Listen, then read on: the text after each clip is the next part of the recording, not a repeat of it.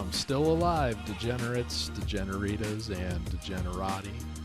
Welcome back to the MMA RAXPOD for UFC 313, Pereira versus Ankalaev.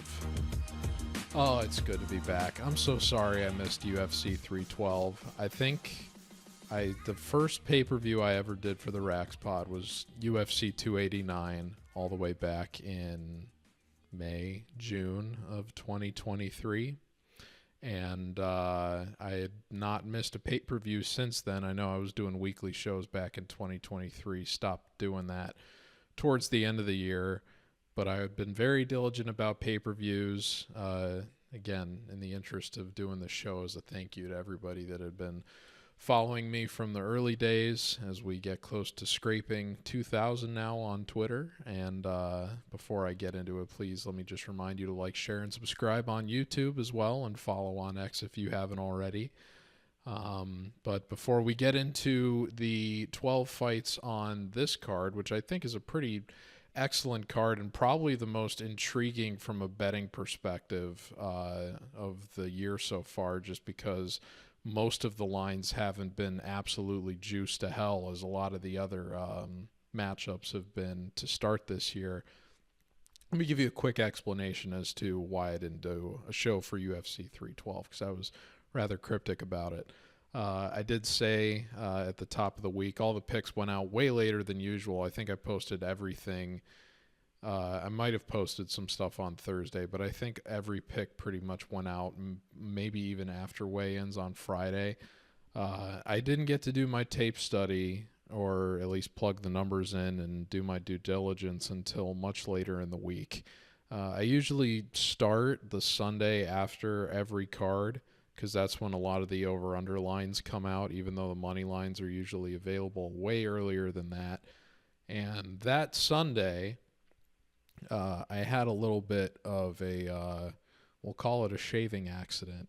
I was banging my razor into the, I was preparing to go out to dinner, so I was taking my beard off, and I was banging my razor into the sink, and my finger slipped off of the back of the little plastic divider part on the back of the razor, and my finger went straight into the backs of two of the blades on the razor. And yeah, my bathroom looked like the end of that Ferreira Mike Davis fight. There was more blood than I had seen in quite some time. It was pretty bad. I couldn't really get the bleeding to stop. My finger tip was pretty much dangling off. I had to put about half a dozen bandages on, go out, buy antiseptic and Neosporin and a whole bunch of other stuff. Spent the first day after that trying to nurse it back just to see if I could maybe salvage it, and finally made the decision a couple days after that to just clip my fingertip off and grow it back. And it, it's been all right.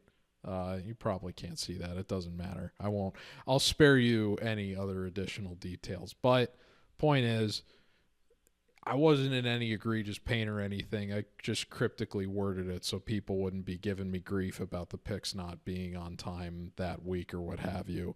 But I am back. I'm okay. There was nothing too serious. But me having to attend to that injury and get, my bathroom all cleaned up and everything really ate, and go buy medical supplies, and then keep my prior commitments on top of that for the weekend, pretty much cut into all the time that I would have dedicated to putting in the work for the card. So I finally said, you know what, I've already been under enough stress dealing with this thing, and I'm just not going to do the show this week, because that'll make me expedite the process for having to plug this stuff in. I'll just get it done and then put the picks out 24 hours before.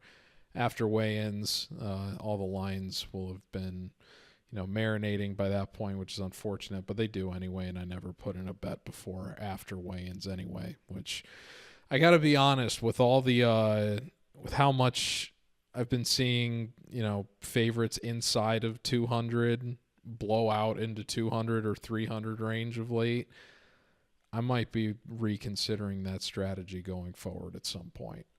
Certainly in a few years, but for right now with the parlay-only strategy, it's still important to try to get as many accurate legs as possible. And I will, in the interest of that, still be locking in stuff only after weigh-ins. But eventually, if I ever get to the point where I'm just playing straights, it's going to be pretty important to consider putting in bets before weigh-ins, because it's unfortunate when fighters miss weight or have a bad weight cut, but I am starting to see over a longer term that most of the time they're professionals. They come in, they make the weight.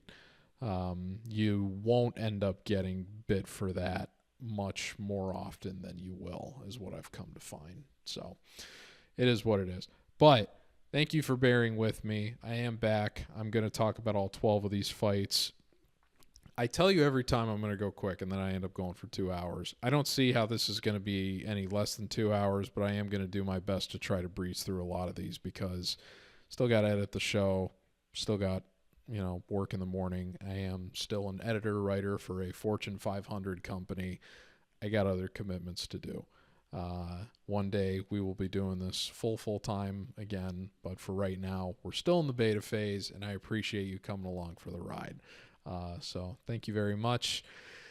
And I look forward to talking about all this. Like I said, it's from a betting perspective, so many of the lines here are lined very competitive. I think there's, at least 3 that are in pick'em range, close to 4. Some lines have swollen out a little bit as the week has gone on, but nothing too crazy or egregious. And there's really only one fight that I'm staying off of, and it features an old nemesis from a betting perspective of mine that I'm glad to not have to worry about, that I recently successfully faded. So you might already have an idea of who I'm talking about. We'll cross that bridge when we come to it. But we do have 12 fights, I believe. I think I had that number right. Yeah, there's 12 fights now that there's been the late ad. So without further ado, let's get into it. We will start with John Castaneda versus Chris Gutierrez. Castaneda enters 21-7, last fought in June of last year, dropping a fairly lopsided unanimous decision to Daniel Marcos in a fight that was lined pretty competitively. I picked Marcos in that one, feeling very confident in that pick, and he did deliver. There was some skepticism about how Marcos would perform coming out of his somewhat contentious, I wouldn't call it contentious, it was a weird no contest against Arichi Long, in which they were kicking each other in the groin quite often, and eventually it just became a no contest. It was a lot of fouls. But Marcos, I believe, dropped Castaneda twice at the end of the fight, which was kind of a reflection of Castaneda not having the best chin, having been knocked out previously in the first round before, only having been knocked out in the second round while fighting in the UFC, and that was to, I believe, a debuting Daniel Santos all the way back in 2022, a fight that I picked Castaneda to win. Oof. But I also picked Castaneda to beat Gafarov. I believe I faded him against Kyung Ho Kang. But Castaneda is someone that I did enjoy when I watched the film on him all the way back in 2022 originally. So I was optimistic I was going to be playing him more often than not. I wanted to when he was supposed to face Douglas Silva de Andrade last week, but obviously that fight got pulled. I believe it was Silva de Andrade that was having weight cut issues. There was a good age gap in Castaneda's favor in that case. But unfortunately, as I was alluding to in the introduction, with lines getting blown out, I think Castaneda was somewhere beneath 200 earlier in the week, and then as the week went on, he kind of swolled out into the 200 range, and I didn't quite feel comfortable playing him there just because Silva de Andrade, even though he's old, the output has declined. still is very evident power puncher, and I was worried how that would play off of Castaneda's chin and damage tolerance. Conversely, Chris Gutierrez enters 21-6-2, so same amount of wins for these guys in their MMA careers. I believe he was supposed to fight Yavid Basharat at a Apex event last year in August, and Basharat withdrew for undisclosed reasons, and so they got Kang Lee to step in on short notice and fight him.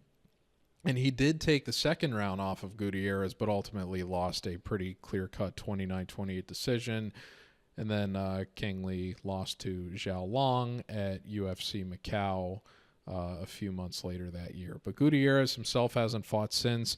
I believe was getting ready for another bout, or he was supposed to fight somebody on this card, but I forget who it was. But maybe he wasn't. I'm not quite sure what the circumstances were, but Castaneda was obviously available. They are doing this at not a catch weight, but they're going to be doing this as a featherweight fight in the interest of Castaneda cutting weight on back-to-back weeks. I believe they were going to make it a catch weight last week. Castaneda did weigh in at 140. DSA, I think DSA made weight too, but ultimately pulled out. In any event, Castaneda is having to do a second cut. He did open as a pretty considerable favorite here. I believe Gutierrez, at least according to BetOnline, Gutierrez opened as a plus 200 favorite, which immediately got bet all the way into pick'em range. In fact, he was actually a 145 favorite at one point a few hours after that line dropped yesterday. I'm recording this Tuesday night, so this was on Monday, and then the line kept kind of yo-yoing as Castaneda bettors, put Gutierrez back into plus territory. When I scheduled the pick, I did pick Gutierrez at plus 130. I scheduled that and then said I will be, tweeting this out the next day. Hopefully the line doesn't change too much. It's since settled into a pick'em where Gutierrez is now minus 105. So I hope nobody's killing me. Where do I get Gutierrez at plus 130? It's like you could have bet it yesterday. He's still technically an underdog, so don't come after me too hard for that. In any event, I'm not Castaneda fighting up at featherweight kind of alleviates the chin concerns a little bit. I'm not super concerned about how it's really going to affect his cardio, even though obviously he's having to cut weight again. Presumably not as serious of a weight cut as last week, obviously, but he's presumably having to go, weigh in a second time. You wonder what that kind of strain is going to have on his body, but traditionally he's not that much better of a final round performer than Gutierrez is, so I don't necessarily expect him to slow down in any sense in the final round. So I do think that fighting up in weight will help Castaneda more than it would hinder him. I would imagine that if this was a more clear-cut, both guys had several weeks of camp to prepare for each other and this was happening a bantamweight kind of fight, I would have to imagine that Gutierrez would be favored here. But because it is short notice and because I do think fighting up at featherweight helps a little bit, that might explain why Castaneda is the favorite here, despite the fact that I think he's coming off of an objectively worse performance against Marcos than Gutierrez had against Lee, who is a short notice opponent, even though Lee obviously not the same level of fighter that Marcos is. But Castaneda is going to have some advantages here in terms of a 4-inch reach. I've spoken before about the taller fighter when it's 3 inches or more and they're actually giving up reach, that they're more liable to have their chin hit, which is a little bit of a concern here for Gutierrez because he did get dropped, I believe, in his Munoz fight. I don't believe he got dropped against Yadong, but I could be wrong about that. But in any event, he is going to have to navigate not only, I would call it a reach disadvantage, and I wouldn't quite call it a height disadvantage, but it is going to be a detriment just because of what I just described. The good news is Gutierrez is just generally a much more seasoned striker, not only defensively, but also in terms of the diversity of his offensive game plan. I mean, it's already very well known at this point that this guy has some of the most dangerous kicks in the UFC. That's reflected in the fact that he's not only got a win by leg kick TKO over, I believe it was Vince Morales, but also had an absolutely brutal, devastating step-in knee knockout on Frankie Edgar a few years ago on the main card of UFC 281. So Gutierrez obviously very dangerous. I think more defensively responsible. I do think that is going to pay dividends here. It's going to make him a little bit more difficult to hit. And one of the best ways to mitigate a reach disadvantage relative to punches is to not worry about throwing punches as much as throwing kicks. And Gutierrez has not only some of the best kicks in the UFC, but you ever watch like the hip feints? Like his hip feints are excellent. Somebody should make a supercut of Gutierrez hip feints cut to Hips Don't Lie by Shakira. That would be a layup content opportunity for someone out there. I think that would be a very entertaining piece of media to witness. But I do think Castaneda has the more well-rounded skill set overall, and I'm usually impartial to betting those sides. But between the worse attrition concerns, the better defensive responsibility for Gutierrez, the better offensive striking versatility, particularly owned through the kicks, and just the better experience overall. Gutierrez has more fights in the UFC. I believe he's had 13, whereas Castaneda's only had 8. And he also has 6 more fights going the distance, 18 total in his MMA career relative to 12 for Castaneda, which is still a lot, but I mean, 18 is quite a large amount. And Gutierrez, although he does have a finish on his record relative to himself being finished, that was by submission. Castaneda does have a submission win over Miles Johns, but that is his only submission win in the UFC, and both of these guys are only averaging 0.1 submission attempts per 15 minutes, so it's not something you see very often. I do think Castaneda would be very well served to go to the ground in this fight because Gutierrez has shown a great tendency to just kind of sit in guard, what I like to refer to as being a guard goblin, where he just kind of, locks his legs into his opponent being in top control and just nothing really happens. It's kind of what he did against Kang Lee when he gave the round to Kang Lee away in his last fight. It's what he did against Pedro Munoz after getting dropped. He did it a lot against Song Yadong.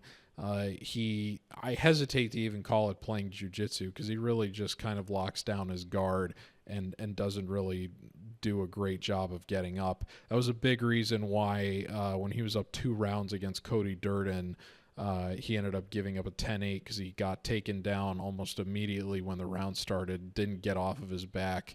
The judges gave Djorden a 10-8 in the third, and that fight ended up being a draw when it otherwise could have been a win for Gutierrez. So there is some concern there if this fight does go to the ground, but I don't expect that to be the case.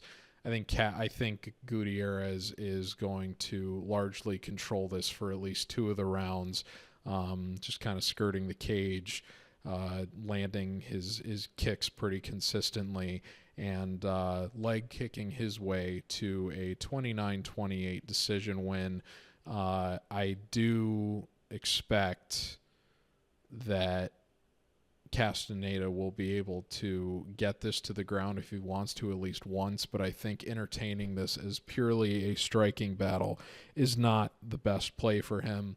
And I do like that Gutierrez at least was available at plus odds here earlier when the line came out. We'll see if this line ends up yo-yoing back as it did a lot on the first day, if the Castaneda bettors end up going back in on him now that this is back in the pick'em range again. But I think at plus odds, Gutierrez is a very good play here. I am kind of surprised he didn't open as the favorite to begin with. And, I don't have, overwhelming confidence. Like if the line were to blow out to like 200 range for some reason, I wouldn't even dream of betting Gutierrez in this spot. But I think for the price that he is right now, even if he ends up flipping to becoming a slight favorite, I still like him to win this pretty considerably. So give me Gutierrez, 29-28 decision. I'll say same story as the Lee fight where he wins the first round, gives up the second round when Castaneda tries to adjust, and then Gutierrez fights responsibly in the third round. And I'll say, the Castaneda, having to do the back-to-back weight cuts and then getting kicked, for 10 minutes, having to deal with that level of violence kind of does take a little bit of a toll on him where his output does slow down a little bit. And Gutierrez is able to capitalize and kind of fight the fight that he wants. So give me Gutierrez, 29-28 decision. The next fight is Djorden Santos and Ozzy Diaz.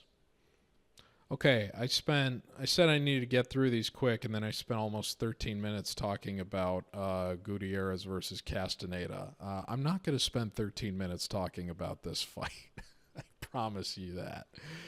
Santos enters 10-1, scored a massive upset on Contender Series. I think he was something like a plus 300 underdog to Will Curry and won a pretty dominant 30-27 unanimous decision. That was on the fourth week of the most recent season of the Contender Series, so first week of September.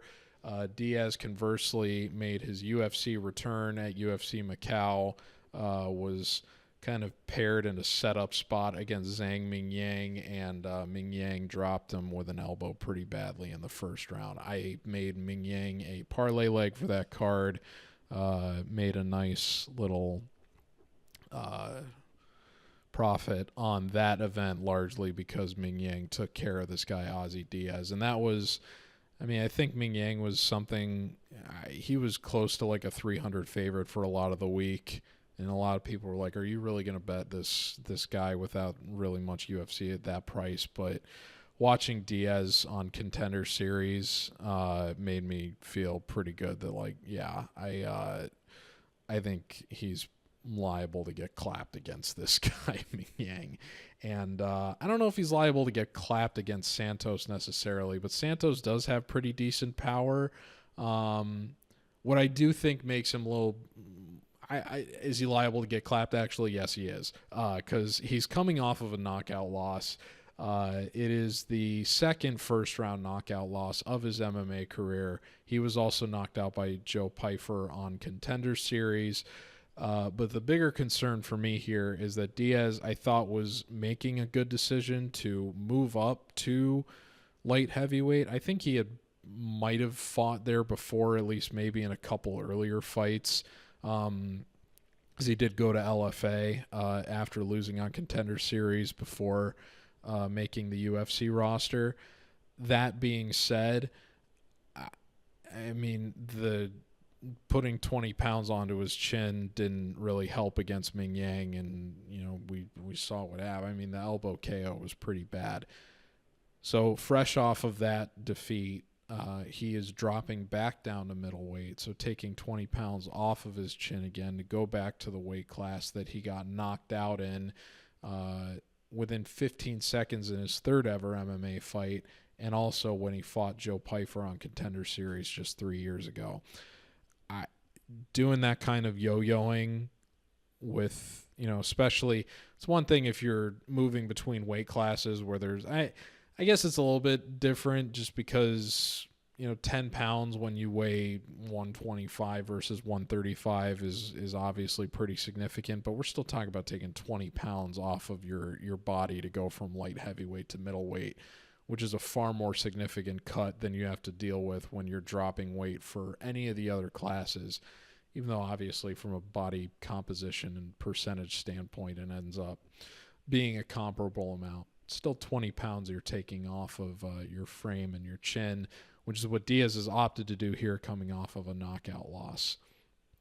So I do think Santos is, potentially live to get his fourth KO of his MMA career just because of that. But I do think that I mean, look, at the end of the day, this is really just more of a fade on Ozzy Diaz than it is me saying like Jordan Ribeiro is, or they're calling him Ribeiro. It says Santos on ESPN, so I guess there's some dispute about what name he's actually going by in this, but I'll go with what ESPN and the UFC have listed, which is Santos for the time being.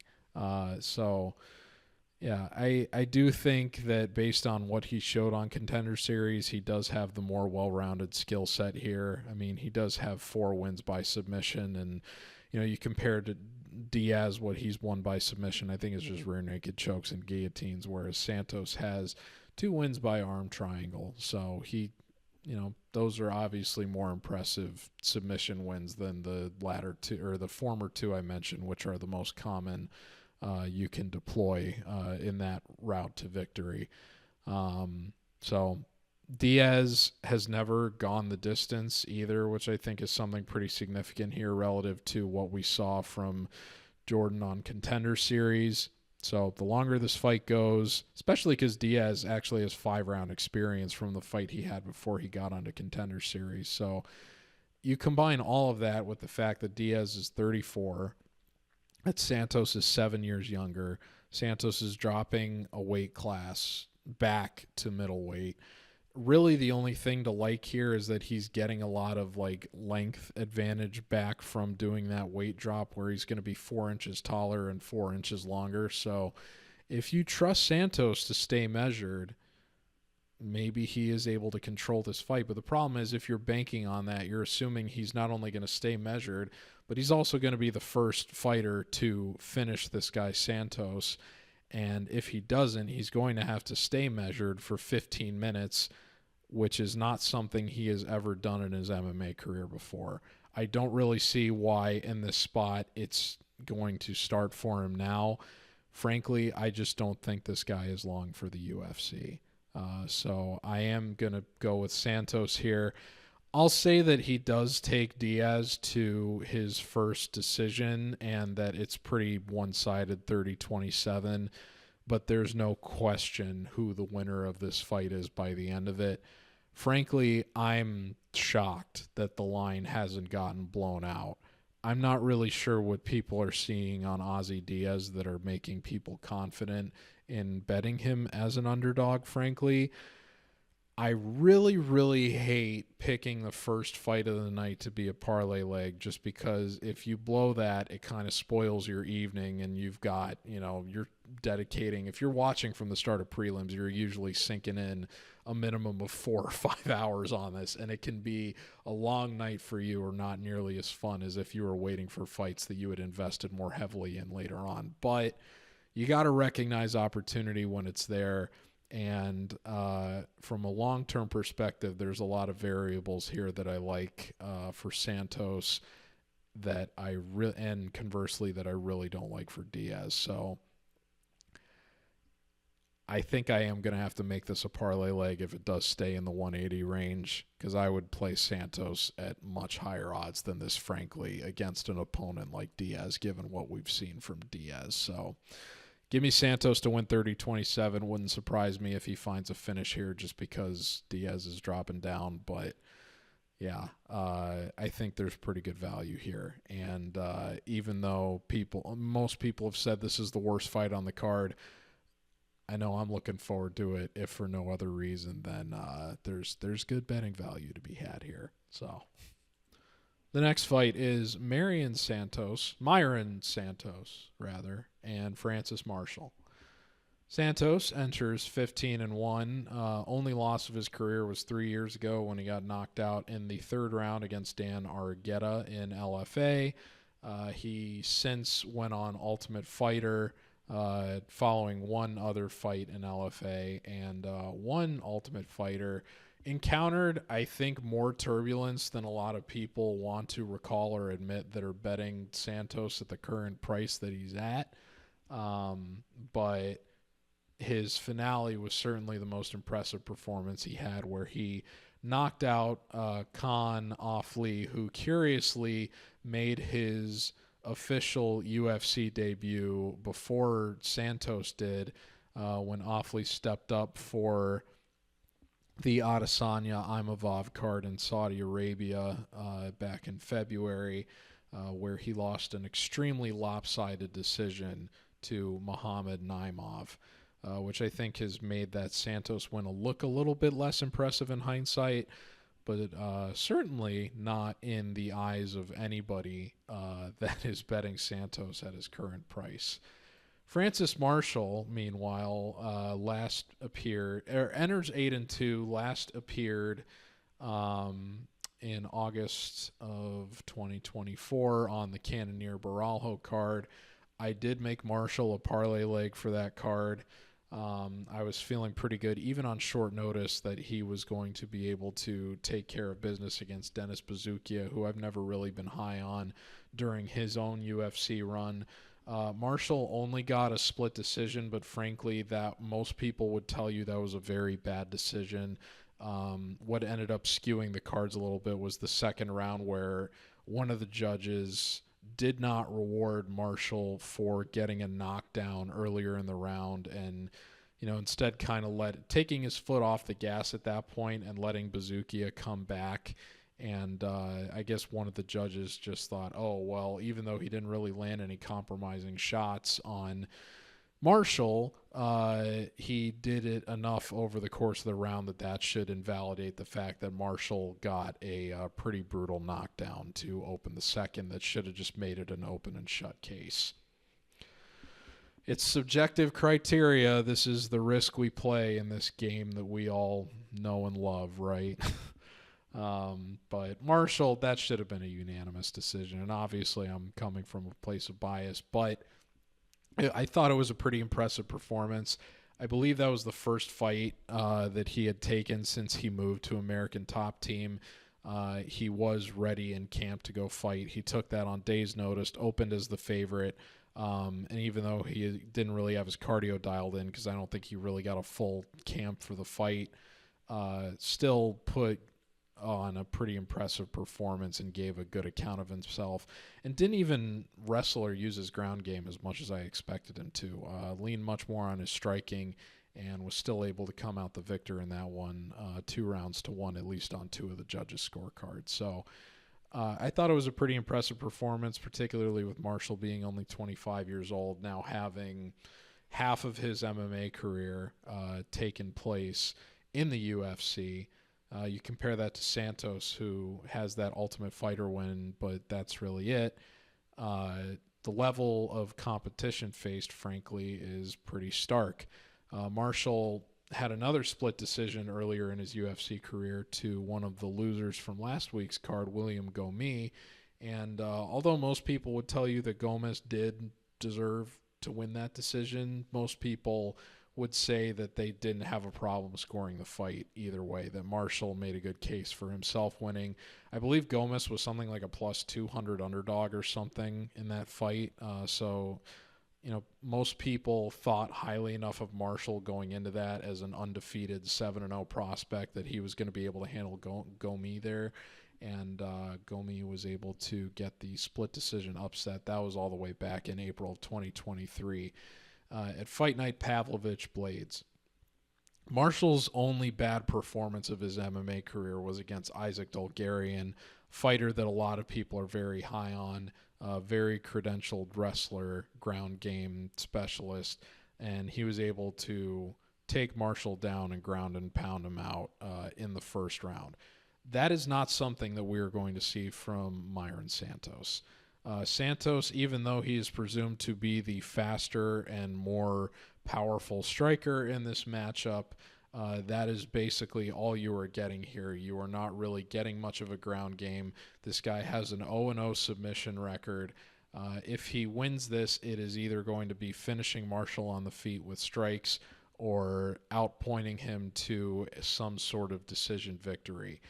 And frankly, for the price that Santos is at, it's still over 305. I think that's kind of crazy and disrespectful to the high-level experience that Marshall has had and the success that he has had as well. And on top of Marshall being the more well-rounded practitioner between these two. So I think the line is pretty wide. I feel pretty good about taking a shot on Marshall here. I was prepared to put this pick out when Marshall was over at like 305 or something. When I put the pick out, he was at plus 285. He has since come down to plus 255. So the line is trending in his direction, even though Santos is still a 3-1 favorite. We'll see how much more that shrinks. But even though I think the longer this fight goes, the more it probably does favor Santos to a certain extent. Both of these guys are at the stage of their careers where they can be rapidly making improvements. And even though Santos is at Extreme Couture, there aren't many gyms that are that much better than that one. But American Top Team is probably the best gym in the world, straight up. So that's where Marshall's been. I love the fact that he made the switch to that gym after losing to Bulgarian, and they improved him enough to the point where he could take a fight on days' notice last year and make a pretty solid impression. So I think that he's improved more than this line is letting on. I feel like this is a line that is kind of ignoring the success that he had against Dennis Buzukja. You know, if this was Marshall coming off of the Bulgarian loss, I would be more understanding of people assuming that Marshall was going to get knocked out here by Santos. I just think there's a ton of recency bias for both fighters here in this case, but it's also not given an appropriate enough context, which is why the line is kind of where it is. I will say if this fight is close going the distance, even if it feels like Marshall has the better case for winning, if there's any case for Mairon Santos to win it all, the UFC's got to be so desperate to prop up Tough at this point that I would think they'd probably make sure that the judges pick the Tough winner in order to just kind of save face a little bit, because Tough fighters of late just have not really been doing great in terms of their long-term UFC careers. I point to Michael Trezano as the most recent, maybe not even the most recent, but just a pretty clear-cut example of a guy that won Tough and then just kind of gradually washed out of the UFC. And even after he beat, I believe it was Sung-Hoo Choi in what was a crazy first-round fight, missed weight for that one and promptly got cut afterwards. UFC didn't even want to re-sign him. And also lost pretty embarrassingly to Lucas Almeida, somebody that lost last week. So I do think the UFC is more invested in Contender Series as its talent incubator at this point, but obviously they're still putting a lot of resources into Tough. Mairon Santos obviously had the most momentum, I think, coming out of the most recent season. I am still kind of surprised that this is who they matched him up with. But it really wouldn't surprise me if Marshall gets the first 2 rounds convincingly here, or is able to finish Santos late in the fight with a well-rounded approach, as Dan Argueta did only 3 years ago. So I'm going to say Marshall does get the decision here, in spite of the fact that I just said if it's close, I think they'll give it to Santos. I think Marshall will win the first 2 rounds convincingly enough that by the time Santos is kind of feeling the urgency to try to come back in the 3rd round, he's just a little bit too wild, and Marshall is doing enough to, stall against the fence or stay out of any totally compromising danger that he's able to get a 29-28 upset win here in the eyes of the judges. So give me Francis Marshall to win by unanimous decision. Maybe it'll end up being a split because they're trying to save face a little bit with their Tough winner. But I do think this line is kind of disrespectful to Marshall, and I don't expect him to get finished here if for no other reason than the only guy that we've seen finish Marshall previously had a far more sophisticated ground game than what Santos has demonstrated thus far. So give me Francis Marshall, 29-28 upset win. The next fight is Alex Morono and Carlos Leal. I usually read the favorite before the underdog, so don't get it twisted there. I went backwards in this case. But Leal enters 21-6. His UFC debut last year was one of the most egregious robberies you will ever see. Certainly the worst robbery of last year, when Leal should have gotten what could have even been a 30-27 over Rinat Fakhretdinov and did not get the win. Fakhretdinov even made kind of a passing joke about the sheiks buying a decision in Saudi Arabia, and most people kind of think he was hiding in plain sight with what happened in that case. It was bad. Anybody, for most people have the wherewithal to admit that the judging in combat sports is corrupt in general. Look no further than the Gervonta Davis boxing fight that happened last weekend. But in terms of MMA, I mean, you could say maybe it isn't as bad, but it's still not great. And this was a pretty clear-cut example that if anybody's ever telling you that it's not really as bad as maybe it seems, show them this fight, show them the scorecards, and then ask if it's really as bad. Maybe it's worse I do think it's worse in international locations than it is in the U.S., but we've seen plenty of bad judging flat out for the Apex. And not only in the Apex, but I'm sure in other parts of the country too. But this is why I try to take into account promo push and locations of fighters, or at least hometowns of fighters relative to crowd support when considering the variables in play here, because that can end up making an impression on the judges. Promo push is something that is going to be an important factor in discussing the main event of this pay-per-view. So keep that in mind for later. Morono, meanwhile, is 24-11.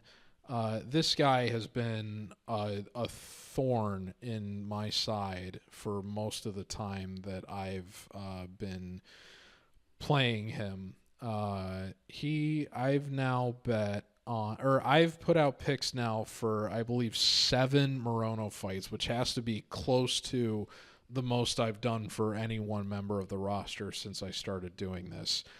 I picked him to beat I believe I picked Semmelsberger to beat Morono. Morono beat Semmelsberger. I then played the plus 2.5 rounds on Morono's fight with Ponzinibbio because I had Morono graded to win as an underdog but didn't feel great about picking him. Morono was winning that fight handily until the third round when he wasn't, and got knocked out with 1 second left until the halfway point of the third round. So the under just barely cashed there, screwing over my pick there. I believe I had a losing night at UFC 282 because of that, which is that pay-per-view is what I will open my analysis for the main event for, because it's important to look back on that relative to the arcs and narratives going into the main event. But we'll talk about the main event when we get there. Tim Means, pretty sure I picked Means to beat Morono, and Morono guillotined him after Means, who was an underdog in that fight, won the first round. Joaquin Buckley, I believe I picked Morono to beat Buckley. Buckley won that pretty convincingly. I finally got a correct pick on a Morono fight when I played the plus 2.5 against Court McGee, but even that was a little bit of a sweat because McGee kind of stung Morono early. Obviously, Morono's damage tolerance is not very good at this point. You saw how his face contorted in a way that I haven't really seen since when Ponzinibbio knocked him out, that he just kind of had this weird nerve reaction in his face. And then McGee almost got guillotined by Morono in the second round, but the submission defense for McGee held up, and they did finally go the distance. So I thought, oh, thank goodness I finally got one of these picks correct. I would have had a great night at UFC 302 last year if not for Morono falling apart after the first round against Nico Price. That was a brutal result for me. And then finally I said, okay, I'm gonna fade this guy and get it right. And Royval Tyra obviously is an infamous card overall for me, if you recall how my year went last year. But I did make Daniel Rodriguez a parlay leg for that event because I was confident in fading Morono. That fight ended up being a split decision. And again, I'm biased, but frankly, I don't think that fight was close. I thought Rodriguez very convincingly won the last 2 rounds. Morono, this is now 2 fights in a row where he has looked good early before falling apart down the stretch just because the guy's damage tolerance isn't there anymore. Now, I will say this. Leal's been subbed before, and I do think Morono has the edge in submissions here, even if it's really only just kind of a savvy guillotine. But that's still a plausible enough path to victory for him where this line, where Leal is minus 775 at this point, that's goofy. I mean, that's basically unplayable. I don't feel good picking an over-under in either direction just because you don't know what kind of damage tolerance is going to show up for Morono, and Carlos Leal is a hard hitter, as he demonstrated against Rinat Fakhretdinov. But, if the Leal that showed up against Fakhretdinov shows up in this fight, Morono is just going to get absolutely lit up. So I understand picking Leal as the favorite, but I wouldn't feel nearly as comfortable playing him at this price just because it's disrespectful to the experience that Morono has in the UFC and going the distance. Even though I expect him to fall apart down the stretch if he doesn't stay super measured enough. So I'll say that we see a similar trend to what I just explained over Morono's last 2 fights, where he looks good in the first round and then just kind of falls apart. So I'll say Leal gets a second round TKO win. Maybe Morono gets the first round, but I expect the first round to be competitive and then Leal to just really start punishing Morono as the fight goes on. Morono starts to run out of gas a little bit, and Leal ultimately finishes him maybe on the ground, but honestly, I'd say it's more likely with standing strikes. I think he probably doesn't want to go to the ground with Morono, given Morono can at least survive down there and possibly even threaten a guillotine. So give me Carlos Leal by second round knockout, but there's no reason to bet this. And frankly, for Morono's sake, I hope he retires after this fight. Not only for his sake, but honestly, just so I don't have to keep trying to make picks on him that more than likely will end up being incorrect. The next fight is Armen Petrosyan and Brunno Ferreira. Petrosyan enters 9-4, last fought at UFC 308 last year, was fed to prop up the Pirate, Shara Bullet. People that bet Petrosyan will insist he was winning that fight until he wasn't. I felt like Shara was winning. But again, I'm biased. I picked Shara. In any event, Shara knocked him out with, regardless of what you think about whether Shara is a fraud or not, a double spinning back fist is some pretty cool stuff. So, sick knockout on Petrosyan. That was the second one of his career. If you've ever seen the first knockout Petrosyan has suffered in his career, I highly recommend you do, because frankly, it's a little bit suspect, as is the one-punch knockout he had on Alexander Zamilyakov. So the first 2 fights, or the last 2 fights that he had prior to fighting on Contender Series, both kind of suspect results. But credit to him, he did pick up what was a very, very impressive split decision win over RoboCop Rodriguez in 2022. That was on the Fight Night Makhachev green card, which was the first card that I ever did. And what was really funny about that is just because I think of the... I don't think he was the first underdog that I ever picked, but he was one of the first underdogs that I ever hit. And that made me, because of that, Petrosyan will always have a soft spot in my heart, that I'll always, think fondly of him, just because that made me feel good that he was able to get that result when I was early in my analysis career.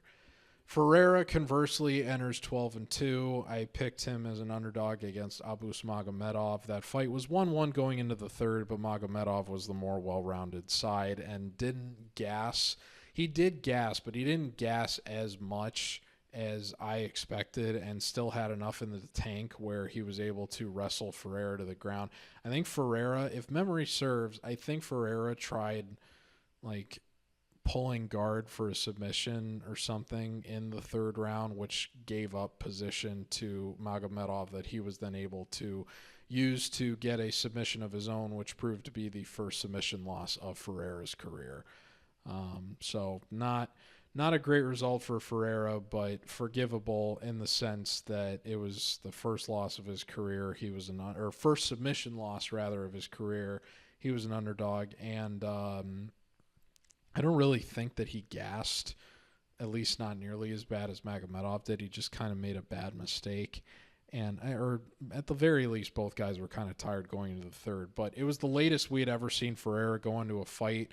The fact that he lost the first round and then showed up and won the second round, I think, was encouraging for people alleging that he's got a bit of a liability to gas. So you have to like that a little bit. But I still believe in Ferreira here, just because the guy's power has proven to be kind of freakish. And I do think that his other result that you would consider here in terms of his own chin is bad for what happened with Ruziboyev. The Ruziboyev fight came together, I think, in a couple of days. Ferreira was like a minus 400 favorite in that fight. I remember that night very fondly because Strickland Magomedov was the night that made my year for 2023. Obviously lives very well in the memory. Shout out to Elves Brenner over Guram Kutataladze at plus 525. Thank you very much. But yeah, I remember watching that thinking this is exactly why I don't like betting fights with guys that are just debutantes, because you never know when some guy is just going to come out of nowhere from Uzbekistan and chin a minus 400 favorite who is presumably the heavier hitter between the two and is literally nicknamed the Hulk. That ruined Ferreira's undefeated record. He did bounce back against Phil Hawes in January, about 5 or 6 months later, and then fought a pretty crazy, hectic fight against Dustin Stoltzfus. Maybe, let Stoltzfus have a little bit more success on the feet even than most people would want to see. But still ended up landed 2 nasty spinning elbows on Stoltzfus, the second of which finally put him away for good. So I still think there's very good upside for Ferreira here, and I do think that he is I think he's the better upside for getting a finish here generally. He does have a bit more of the well-rounded skill set, even though his takedown efficiency is horrible. He's still landing more per 15 minutes in the time in the UFC that we've seen from him. And I'll say this too, if you go look at Petrosyan's most recent fights, it's a lot. The significant strike number is high. It's almost 6 landed per minute, but so much of it is just cheesing on low leg kicks. And I know I picked Gutierrez earlier, talking up the leg kicks, but he's somebody that actually has a TKO win by leg kicks in the UFC. Petrosyan doesn't have one of those at the UFC level. I don't think is proven to have, that's more of he's just kind of cheesing on them more than I would say Gutierrez has kind of earned the benefit of the doubt with using those, where Petrosyan hasn't really proven he can just win a fight coasting on low leg kicks yet. Although maybe you can argue that that's exactly what he did against Christian Leroy Duncan, but I also think Duncan gave that fight away just kind of fighting like an idiot. So Ferreira's only 2 losses have been, very short notice opponent that didn't really have a lot of he didn't really have a lot of time to prep for. That was just kind of a huge guy for the welterweight. I'm assuming that was actually a middleweight because Ferreira fights a middleweight, and Ruzaboyev wouldn't have had time to make welterweights. That was probably a middleweight when that fight took place. And then Magomedov, who was somebody that I believe fought for a PFL title, was a bit of a step up in competition relative to Stoltzfus and Hawes. I think this is kind of a step back down in competition, which is appropriate for where Ferreira is at. But as the underdog here, and he's still, when I put the pick out, he was plus 130. He's still plus 130, but that fight is kind of yo-yoed a little bit. So there's still people that believe in Petrosyan. But whereas with Gutierrez, you're investing in if you want to call him a leg kick cheeser, you're still getting him as an underdog as opposed to the leg kick cheeser in this case that doesn't really have a well-rounded skill set is the favorite. I really don't like that. I think Ferreira definitely has the upside for the finish here. The longer this goes, the more I think the fight favors Petrosyan, but I'm going to say that Ferreira gets it done early. Petrosyan is just too content to try skirting the cage with the low leg kicks, and Ferreira, even though he's a wild man and not necessarily technical, that power shows up against really good fighters. It did against RoboCop, Stoltzfus, his I forget who he beat most recently, but he got the third KO of his career. That was against Marc-Andre Barriault at Fight Night. I believe it was Edmonton. It was in Canada, so it was a good win for him against a UFC vet and Barriault. Not saying Stoltzfus is on the same level as RoboCop, but I would also argue that Ferreira's win over RoboCop was much more impressive than Petrosyan's was. And even though Petrosyan did fight Caio Borralho, that fight afterwards, I still think that Ferreira has had the more impressive UFC career thus far than Petrosyan has. So I like Ferreira as an underdog here. Obviously, the longer it goes, I think the more likely Petrosyan wins. But give me Ferreira to get Petrosyan's chin early and earn the first round knockout. But even if the longer this goes, the worse I'll feel about Ferreira, but it still wouldn't surprise me if Ferreira, because he knows he doesn't have to really worry about the takedown threat here the same way he did against Magomedov, maybe he does fight well into the later rounds and ends up getting his first fight that not only goes the distance, but then his first decision win. And even further than that, I mean, maybe he doesn't opt to make this pure striking. Maybe he does opt to wrestle, seeing how terrible Petrosyan's takedown defense is at 31%. I think that low-key gives Ferreira more paths to a victory from a technical standpoint, not necessarily a likelihood of outcome. Although Ferreira also, even though he doesn't have a submission win yet, in the UFC and hasn't won by submission since 2021, you would assume he is the more live guy for a submission than Petrosyan is, which is another reason why I favor Ferreira, at least in terms of finishing upside. So I think there's more paths to win for Ferreira, even if I won't like his likelihood to win the longer this goes, but I wouldn't even rule out a decision here, even though he's never gone the distance. So give me Ferreira to win by first round knockout, but wouldn't surprise me if he's able to get it done some other way either. The next fight is Joshua Van and Rei Tsuruya. Josh Van enters 12-2. Last appeared at UFC 310, where he was favored to beat Cody Djorden and did so. I did pick Djorden as an underdog there. Djorden fought an okay first round. I think one judge gave it to him, but Van totally lit him up after that. I would have had an extremely good night at UFC Denver last year if Van had managed to beat Charles Johnson. Was unfortunately not able to get that done. I did make him a leg at UFC 306 against Edgar Cairez, and he did his typical thing where he didn't really take the first round off, but he kind of let Cairez tucker himself out, which was brilliant strategy because Cairez had not been a good performer going the distance, and Van was able to take the last 10 minutes of that fight. Third round was a little sketch, but nearly got him out of there in the second round with a lot of body work. Tsuruya, conversely, is undefeated, 10-0, won the Road to UFC tournament, which has not aged very gracefully. Not specifically his performance, but just the show in general. A lot of the veterans of that tournament have not really performed super well in the UFC of late. In fact, I believe Rongzu's probably the only one that has any notable performances since then. Rinya Nakamura comes to mind as someone that is, another credentialed ground fighter from Japan that was undefeated, then came into the UFC and kind of pooped the bed a little bit, which is what he did against Muin Gafarov.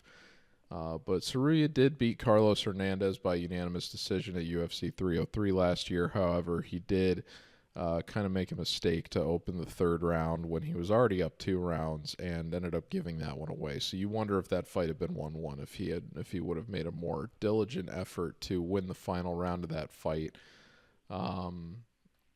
But as much as I would like to talk about this fight a lot, just because it's one of the ones I'm looking most forward to. The UFC has mentioned that this is the first fight in the promotion to take place between 2 fighters born in the 2000s, so that is interesting. And Van, at 23 years old, I think that he's got a very, very high ceiling and potential. I've heard some people this week, specifically Keith Schillen of SureDog, compare Van to a young Max Holloway, which I kind of understand given the volume and potential to build. It would be great to see him in a 5-round fight at some point in the future, although I don't know when they're going to feel comfortable deploying him against a ranked opponent. That said, Cody Durden, I think, was ranked a very short while ago, and he took care of business against him. And, I expected Durden to have more success with the more well-rounded skill set than he ended up having against Van. I don't really see how a less experienced, less credentialed opponent in Tsuruya is going to give Van more problems than someone like Durden potentially could have. And Tsuruya, I don't even think is as accomplished as Durden on the feet either. So even though Tsuruya is going to have a reach advantage, I don't really expect him to have any sort of striking success on the feet, to the point where even if Van, who's typically known for taking the first round off,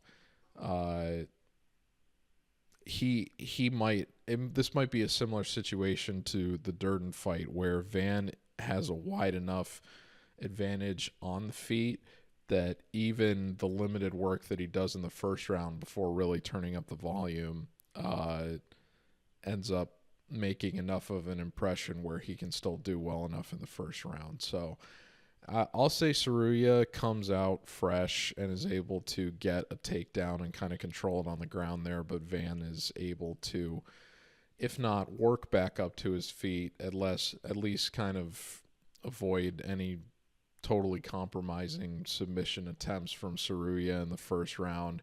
Second round comes out, takedown defense holds up, is able to battle back on Tsuruya, who's never been finished, and makes enough of an impression on the feet to get a 29-28 decision. Van at the moment is minus 175. When I put the pick out, he was minus 189. I wouldn't quite feel confident playing Van in the 200 range. I was hoping that, people have said there's been a hype tax lately on a lot of young fighters where their price has been kind of blown out into 200 or higher. Esteban Ribovics is a good example of that last week, even though I picked him to win. Frankly, thought that he won, but the fight ended up going to split decision. It looks like Van is settled in at minus 175. So I think that's an appropriate price. I will probably end up making him a parlay leg again. And yeah, I do expect him to win by 29-28 decision. But I could see a knockout here as well, given this is a fairly decent step up in competition for Tsuruya. MMA math isn't a perfect science, but you think about what Tsuruya's performance was against Hernandez. I just ask, what do you think the line would be?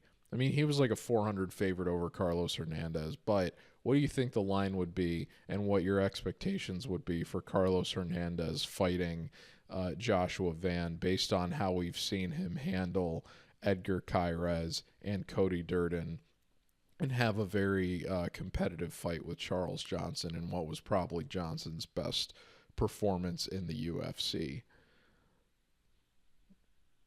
I think it's fair to wonder. So I'm going to go with Van 29-28 decision, and it's going to be a typical Josh Van fight where the first round he kind of lets get away from him, but he just turns it up for the last 2 rounds. And I look forward to seeing this guy in a 5-round fight at some point in the future. And I hope eventually we stop seeing Van on the prelims because he does feel like a main card fighter and, frankly, somebody the UFC should be pushing. The next fight is Curtis Blaydes and Rizvan Kuniev. Blaydes is 18-5. Last fought last year at UFC 304 for the title against Tom Aspinall. Got knocked out in exactly 1 minute in what was a bit of a rush stoppage, but did get knocked down, and you could probably assume that the end was nigh for Blaydes. They could have let that go a little bit longer, but for people like myself that played the under 1.5 rounds in that fight, which is sort of the move in every Tom Aspinall fight, I was happy with the stoppage. So, Blaydes, that was the 5th knockout he suffered in his MMA career. All 5 of his knockout losses have been in the UFC. He has spent most of his MMA career in the UFC. In spite of that, is still often referred to as one of the best wrestlers ever at the weight class, which does not bode well for Kuniev, who enters 12-2-1, spent, I believe, or fought only once in PFL against Francis Ngannou's most recent opponent, Renan Ferreira. He did win, I think, a 29-28 decision in that fight, but it was overturned for a no contest because, as Ben Duffy of Sherdog likes to say, he tested positive for an entire Walgreens. You wonder how, with the departure of USADA, that if any sort of those substances have made their way back into his body since he made his return to Contender Series last year and now prepares to make his UFC debut.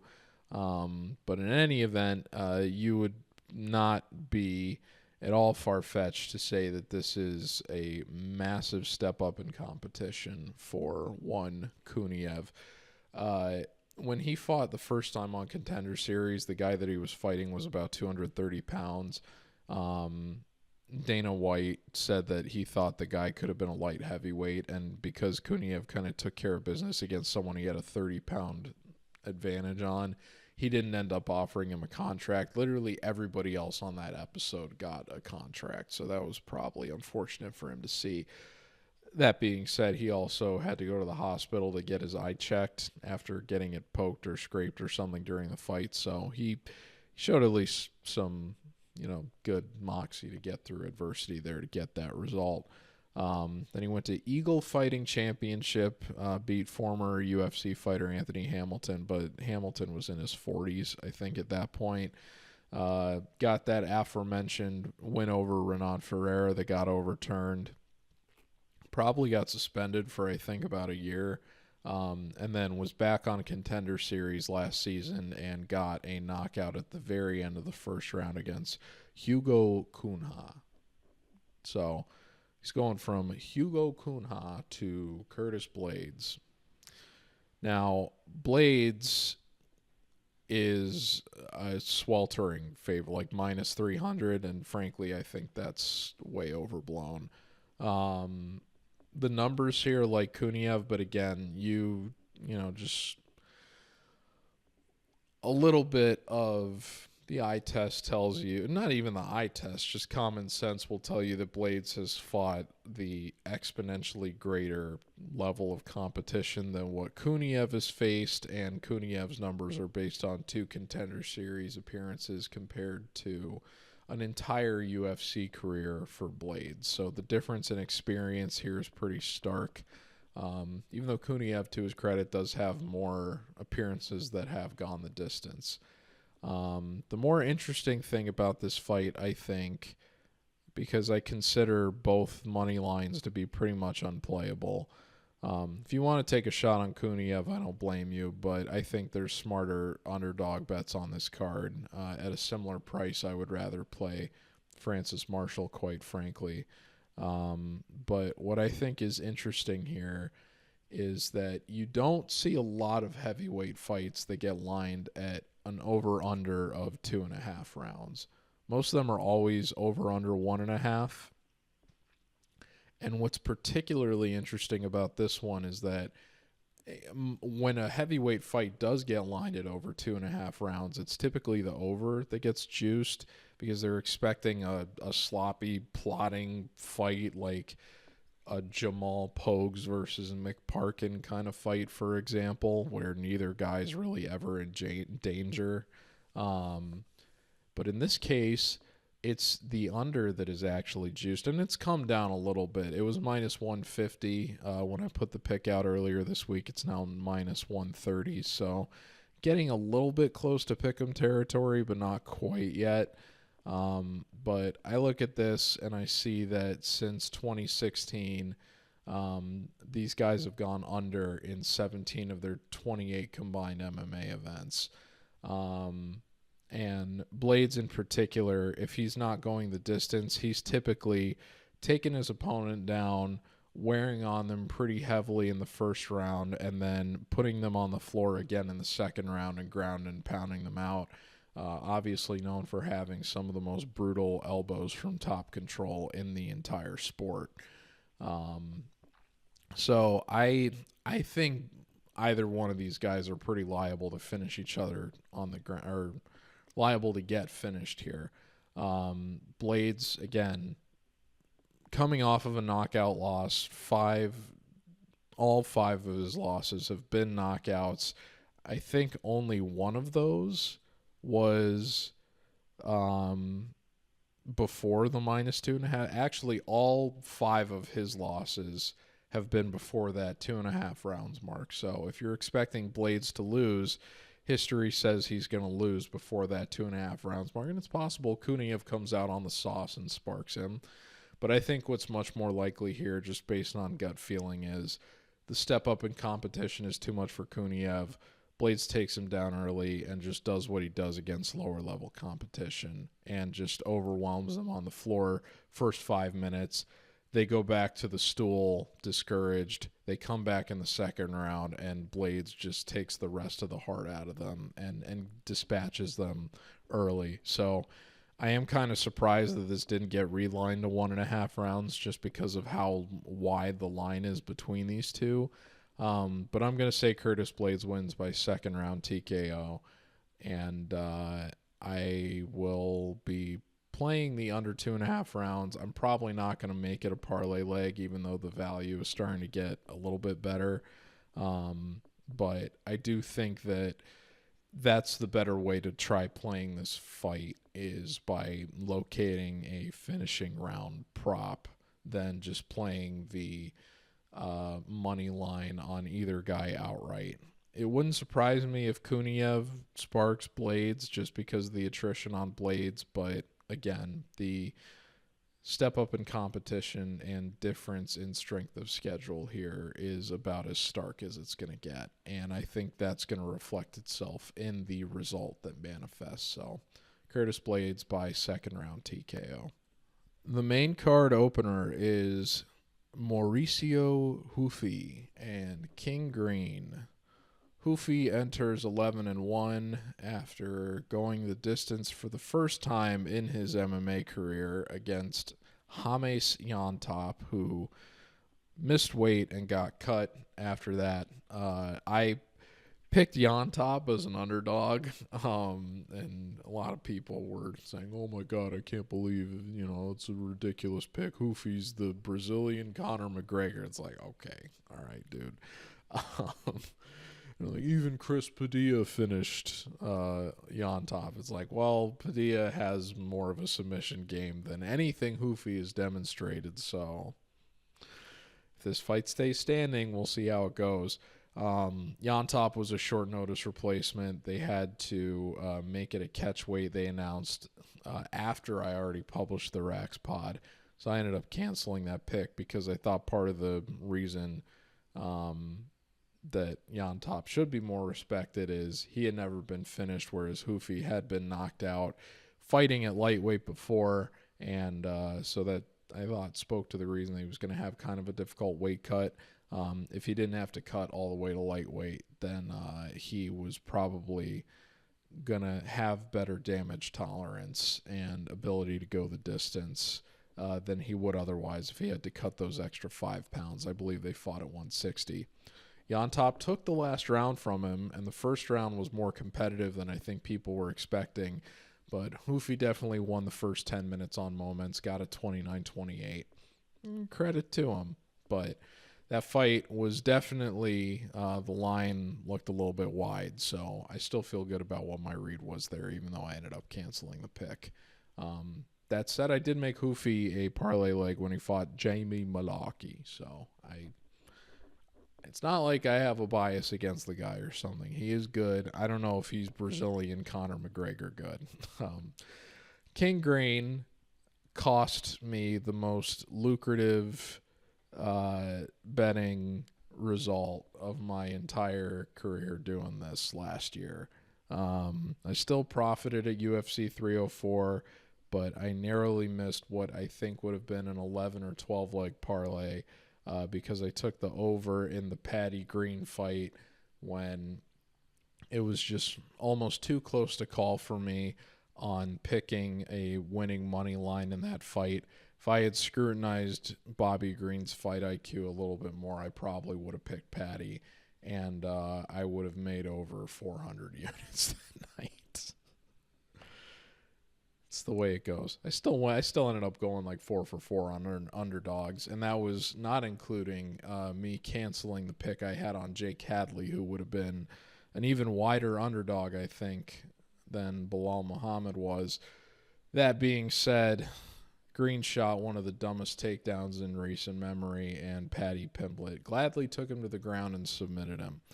And now he finds himself back on another pay-per-view some handful of months, not quite a year later, but he's getting another rising up-and-coming prospect in the form of Hoofy. Again, this is a pretty wide line. Hoofy is a minus 450 favorite, and you kind of understand why. I would feel good about playing Hoofy in, like the 200 range or so, but like 450 here I think is kind of crazy. So what was more surprising to me was when I went to go check the over-under on rounds, because I didn't really like the money line prices. I was very, very stunned, frankly, to see that the over was favored in this fight. Was juiced pretty well. The under 1.5 when I put the pick out was priced at plus 185. And I thought, frankly, that's pretty ridiculous. If you're looking at these guys' combined appearances in their career since 2021, more than half, 10 of 17, have gone under that halfway point in 3-round fights. And Hoofy in particular, he had the fight on Contender Series where he was an underdog, and then the fight against James Yontop, which was kind of a short notice cobbling together.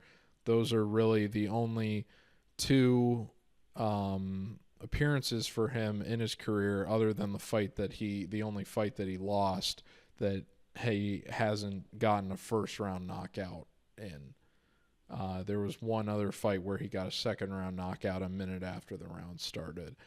And then you combine that with the fact that Bobby Green has been finished in 4 of his last 7 appearances, not including the Jared Gordon no contest. 3 of those have been knockouts, and one of them was a fight that people quite infamously look back on when talking about stoppages that were too late. He took a lot of really unnecessary damage against Jalen Turner, and you wonder how now at 38 years old that has affected his chin in the late stage of his career and will affect him going against somebody in Ruffy that many consider to be pretty dangerous. So at plus money, I think that taking the under here and banking on Ruffy finishing Green early, as he's been finished in a few of his results now, I think that that's probably the move. So I'm going to be taking Mauricio Ruffy to knock out King Green, and I will say that it happens in the first round. But I wouldn't be surprised either if Green, who has shown an ability to knock out minus 400 range favorites very recently in the form of Grant Dawson. I'm not saying Ruffy has Grant Dawson's chin, but we've seen Ruffy knocked out at this weight before. It wouldn't surprise me if Green is able to find a power shot amid all the exchanges. I'm just hoping he doesn't shoot another takedown. I'll be very, very upset if this fight ends up hitting on its over, whereas Green's last appearance did not. But give me Ruffy to win by first round knockout here. The next fight is Iasmin Lucindo and Amanda Ramos.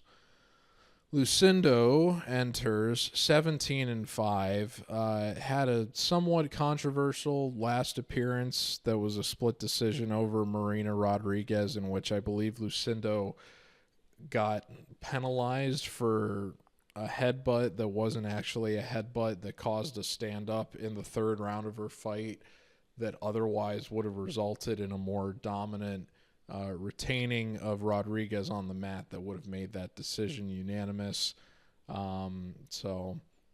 Unfortunate for her, but otherwise has looked pretty good in all of her UFC appearances following her debut, which was a unanimous decision loss to Iasmin Jauregui.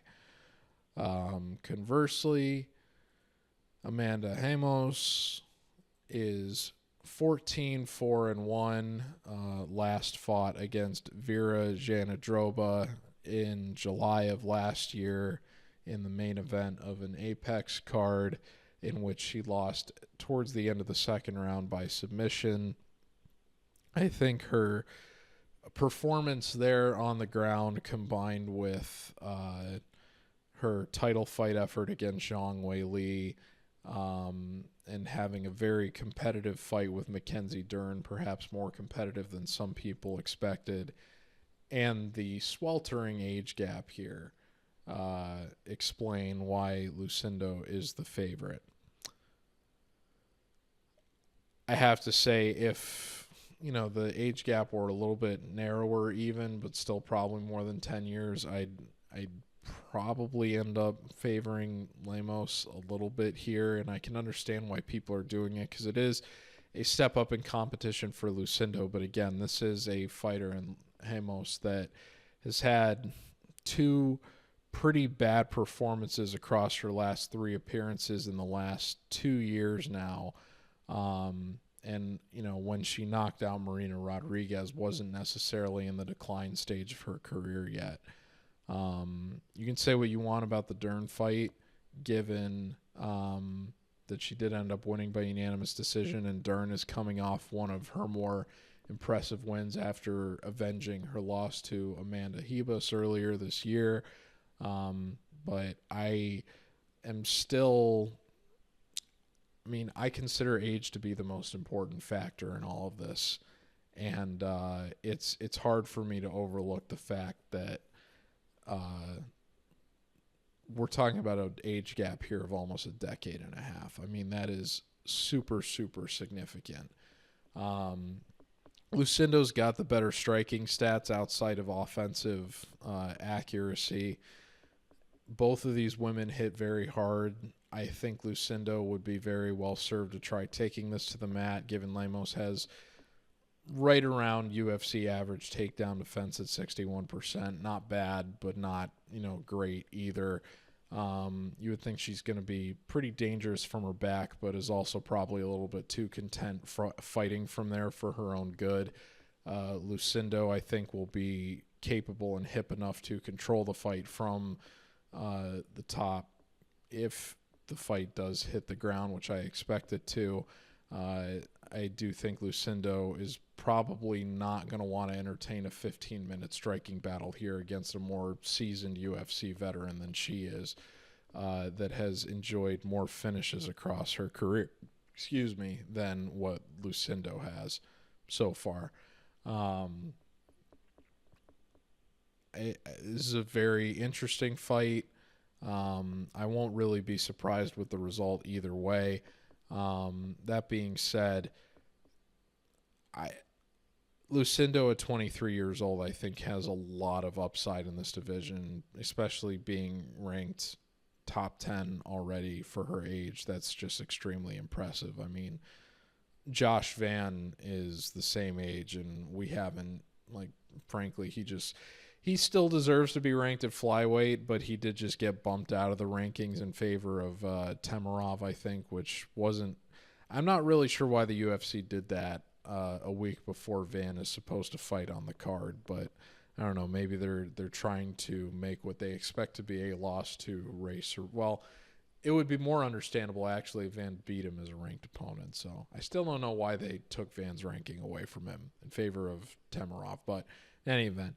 I'm going to take Lucindo to win 29-28 here. I think what's probably going to end up happening is she's able to get the fight on the floor early, but the wrestling-heavy game plan, the grappling-heavy game plan, and just, putting forth a lot of effort to keep Lemos controlled on the mat.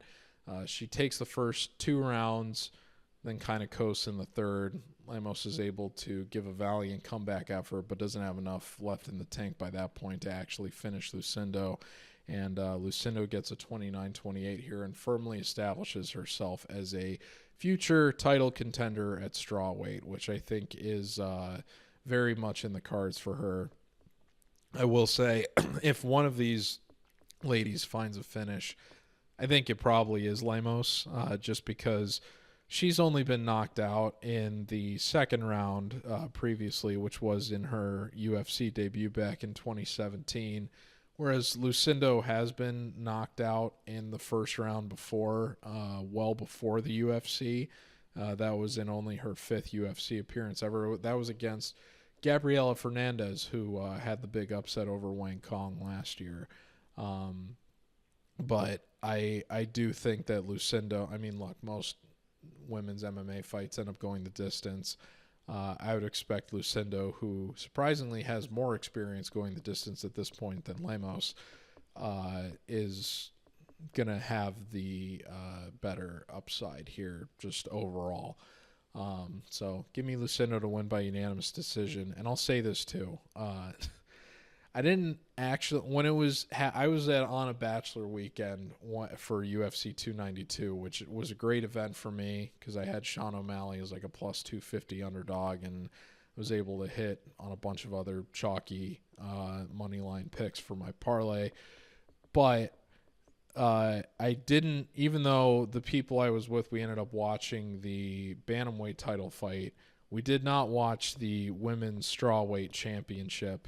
But I was keeping an eye on it on my phone, at least from just watching the striking stat numbers update, because we were going to get ready to put the bantamweight title fight on when it was actually on. And I remember seeing the numbers come in for that fight and thinking, wow, this has to be one of the most, and even though it was lined as such, it was still alarming how much of a one-sided beatdown that was from a numbers perspective. Pretty sure Wei Li finished with over 100 significant strikes more than what Lemos got. And I think the total striking numbers, it was 296 to 29 on total strikes. And Weili got a knockdown in there.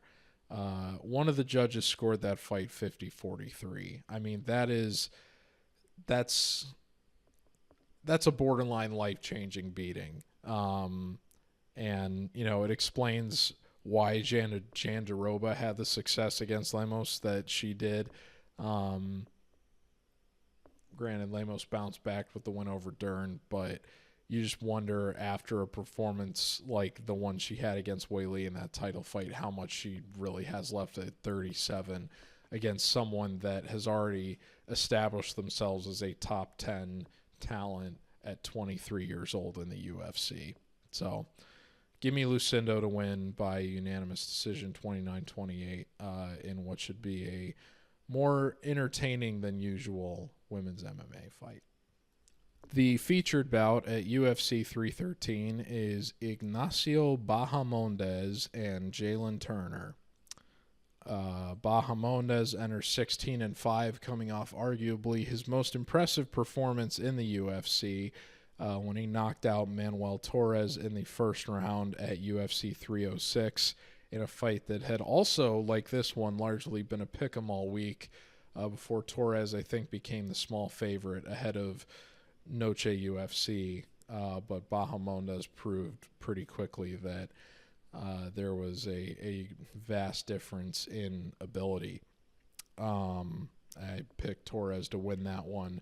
Probably should have just gone with the under, although I think the under was probably pretty juiced. Conversely, Turner is coming off a big letdown at UFC 300 where he was like a 2-1 favorite over Renato Moicano. Dropped Moicano at the end of the first round. Tried to get a walk-off KO. Got visibly frustrated that he wasn't awarded such a walk-off KO. Moicano got up almost immediately because he did get hit hard, but not to the point where his eyes rolled back and he was out or anything. He was able to get up immediately. Turner had an opportunity to go finish the fight on the ground, didn't take it. And it just kind of seemed like that frustration checked him out mentally of the fight after that. And Moicano turned it into the first knockout win of his entire MMA career. I advocated staying away from that fight due to fight IQ concerns that have been mounting for me recently about Turner, and that ended up being the right call. I picked Turner at UFC 276 to beat Brad Riddell, and back then I was super confident and optimistic about his future in the lightweight division. And it's been a rough go for him since he did get that win in the first minute over Riddell. I picked him as an underdog to beat Mateus Gamrot in a fight that I still think he won. He got the wrong end of a split decision there. Gamrot did almost no damage with any of the control time that he had in that fight. And I believe Turner did drop him in the second round and did end up getting that round unanimously, but probably should have been awarded another round based on just doing more damaging offense, but not getting rewarded as such. The Hooker fight, although it was scored as a split decision, I do think Turner was on his way to winning the second round until it was where he kind of did this thing where he like barked or something at Hooker, or just took a big deep breath and went like at Hooker towards the end of the second round. And in like the next moment after he did that, and he kind of was mentally focused on doing that intimidation tactic or whatever it was, Hooker came in and just really put it on him and almost even finished Turner at the end of the second round there, and stole the round away from what otherwise would have been Turner's round and would have given him a situation where as long as he didn't get 10-8'd in the third, he was going to come out of there with a win. So that was a discouraging result. obviously bounced back against Bobby Green. I think was something like a 2-1 favorite there. And as I spoke about earlier on King Green's own breakdown, the attrition in that fight was pretty bad. That result made people encouraged enough to bet Turner as a 2-1 favorite over Moicano, and then obviously what I spoke about at the top of this took place. This had been a pick'em pretty much all week, but people have started betting Bahamondes more and more here, and I tend to agree with them. I just have, frankly, far less fight IQ concerns about Bahamondes at this point than I do about Turner.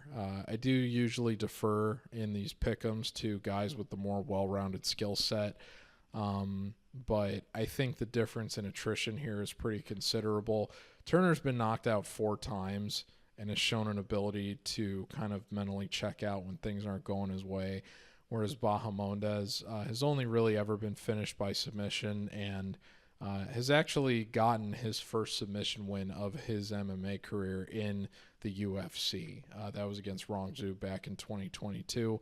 So he is somebody that, and both of these guys are at the ages where you would assume they're still improving their skill sets. Neither of them have hit 30 yet, but you can say outright that Bahamondes has continued to do so at a slightly younger age, and even when he was 20, he was, I think, 24 years old when he got that submission over Rongzhu back in 2022.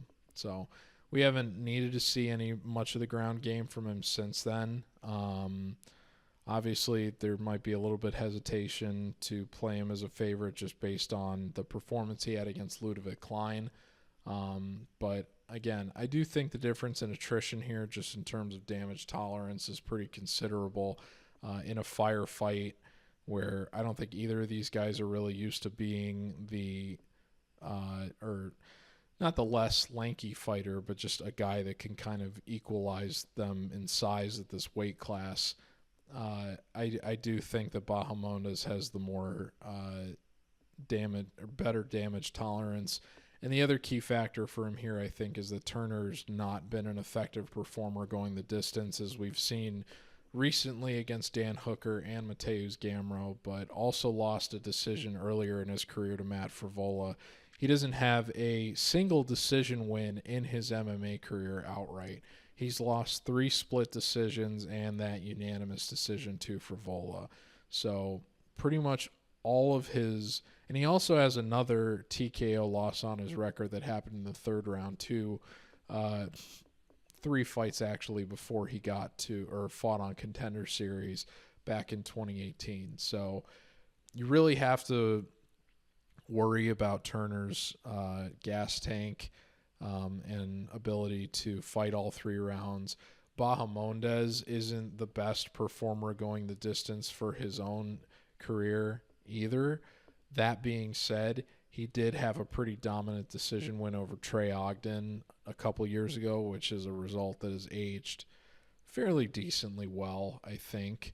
And that's more decision success in the UFC than what Turner has had himself in his entire MMA career period. So I don't think this one goes the distance. I will say that the weight cut, again, it's possible Turner misses weight again for this because he's missed weight a couple times recently. But I'll say that these guys are not really turning it up much in the first round, or just kind of feeling each other out because, like I said, they're not used to fighting opponents that can match them in size. So I think the first round will be more of a feeling out process.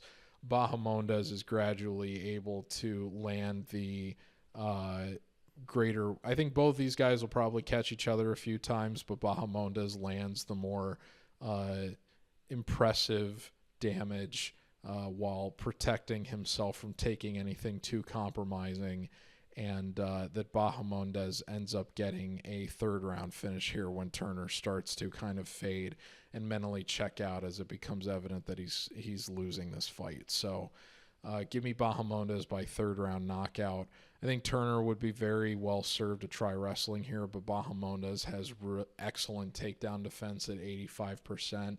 And even though he's got the more well-rounded skill set here, I don't expect him to be able to deploy it. So give me Ignacio Bahamondes by third-round knockout. He's become a slight favorite here at around minus 133 at the moment. I might have to make that a parlay leg, but we'll see how the other lines shake out.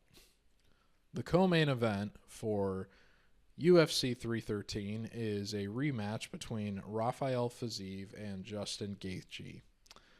Fiziev last appeared towards the end of 2023 at an Apex event. He was headlining with Mateusz Gamrot. He suffered a non-contact. I mentioned I was at a bachelor weekend for when UFC 292 happened. I was at the wedding for that aforementioned bachelor weekend a few months later when this card was going down, so I didn't actually get the chance to see the main event, but I did take Gamrot as an underdog in that one after taking Fiziev in his first fight against Gaethje and being discouraged with the fact that Fiziev is a 2-1 favorite, couldn't get the job done. Fiziev suffered a non-contact knee injury that gave Gamrot the result. I believe that's the second time Fiziev has had an injury to that knee. I don't know if he outright tore it the first time, but I'm pretty sure this was a torn ACL. So we haven't seen Fiziev since, but he's been training a lot at Tiger Muay Thai. Wish he had been at Kill Cliff at this one for a full camp, but obviously he's taking this on short notice. I don't think he would be taking this fight if he wasn't confident that he could not only go the distance, but make the adjustments he needs to get a more successful result than the one that he had when these guys fought at UFC 286. Conversely, Gaethje is coming off of what was a life-changing beatdown against Max Holloway at UFC 300 last year. One of the greatest knockouts you're ever going to see. Frankly, I think it's the greatest knockout in a non-title fight ever. I mean, if you call the BMF belt a title, I mean, that's your... you could technically, I guess, but I mean, come on. That's like, it's basically a United States Championship belt to make a parallel to the UFC, or to make a parallel across TKO to WWE. In any event, right before that, Gaethje won the BMF belt against Dustin Poirier at UFC 291,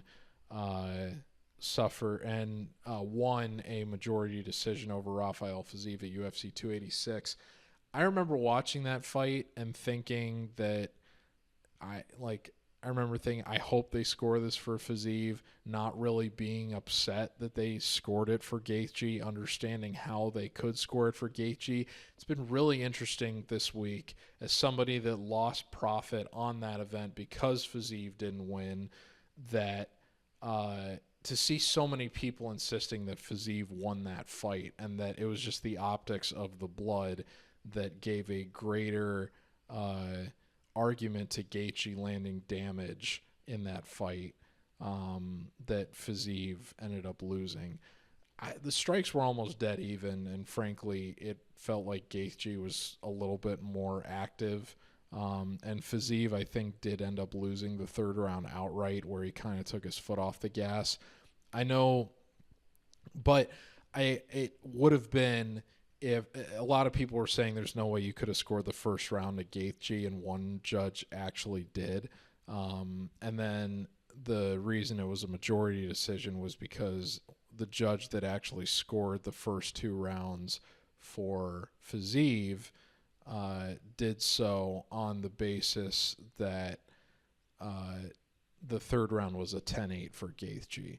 So I think that if that judge had scored 10-9 the way the others did for the third round, and even just one of those judges scores the first round 10-9 for Fiziev, then that ends up being a fight that Fiziev won. So it is what it is.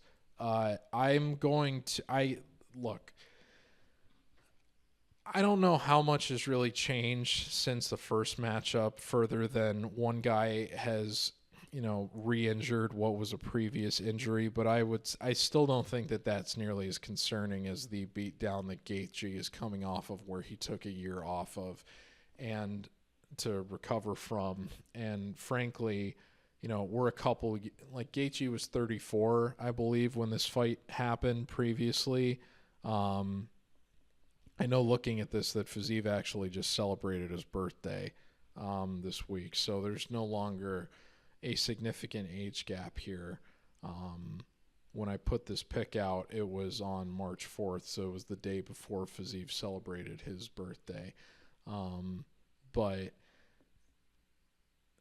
Gaethje's still in the decline years of his career at this point at 36 years old, having, suffered as much attrition as he has. I mean, this is a guy that had been knocked out twice previously, finished 4 times overall in his career, one of which was a club and sub against Charles Oliveira. The guy's just been through war after war at this point, and you just wonder, I mean, you think about how much the beatdown Calvin Kattar took from Holloway took out of Kattar. I think that there's something similar to be said here in terms of what to expect from Gaethje. So I'm going to be trusting that Fiziev makes the adjustments to get this done. I'm surprised that his money line is getting it juiced as hard as it is. It was much closer to a pick'em, I think, earlier in the week. Fiziev, towards the start of the month had been down all the way towards minus 125, but had never gotten close to being, I shouldn't say gotten close, but was never, in immediate jeopardy of becoming an underdog. The line has since come down, like he's since been blown out to minus 170. I'm still picking him as a favorite, but I don't feel nearly as good about playing him as minus 170 as I would have been about, pick 'em odds. I know I put the pick out at minus 155. I mean, if this somehow races out to where Fiziev is like a minus 200 favorite again, as he was the first time these guys fought, the first fight showed you why that just isn't a good idea. Because if you're expecting a war between these guys and they both land damage on each other, at that point it becomes very subjective to the judges in terms of which guy hurt the other one more. Even if you think Fiziev won the first fight, I still wouldn't play him out at 200. I'm still going to be picking him here.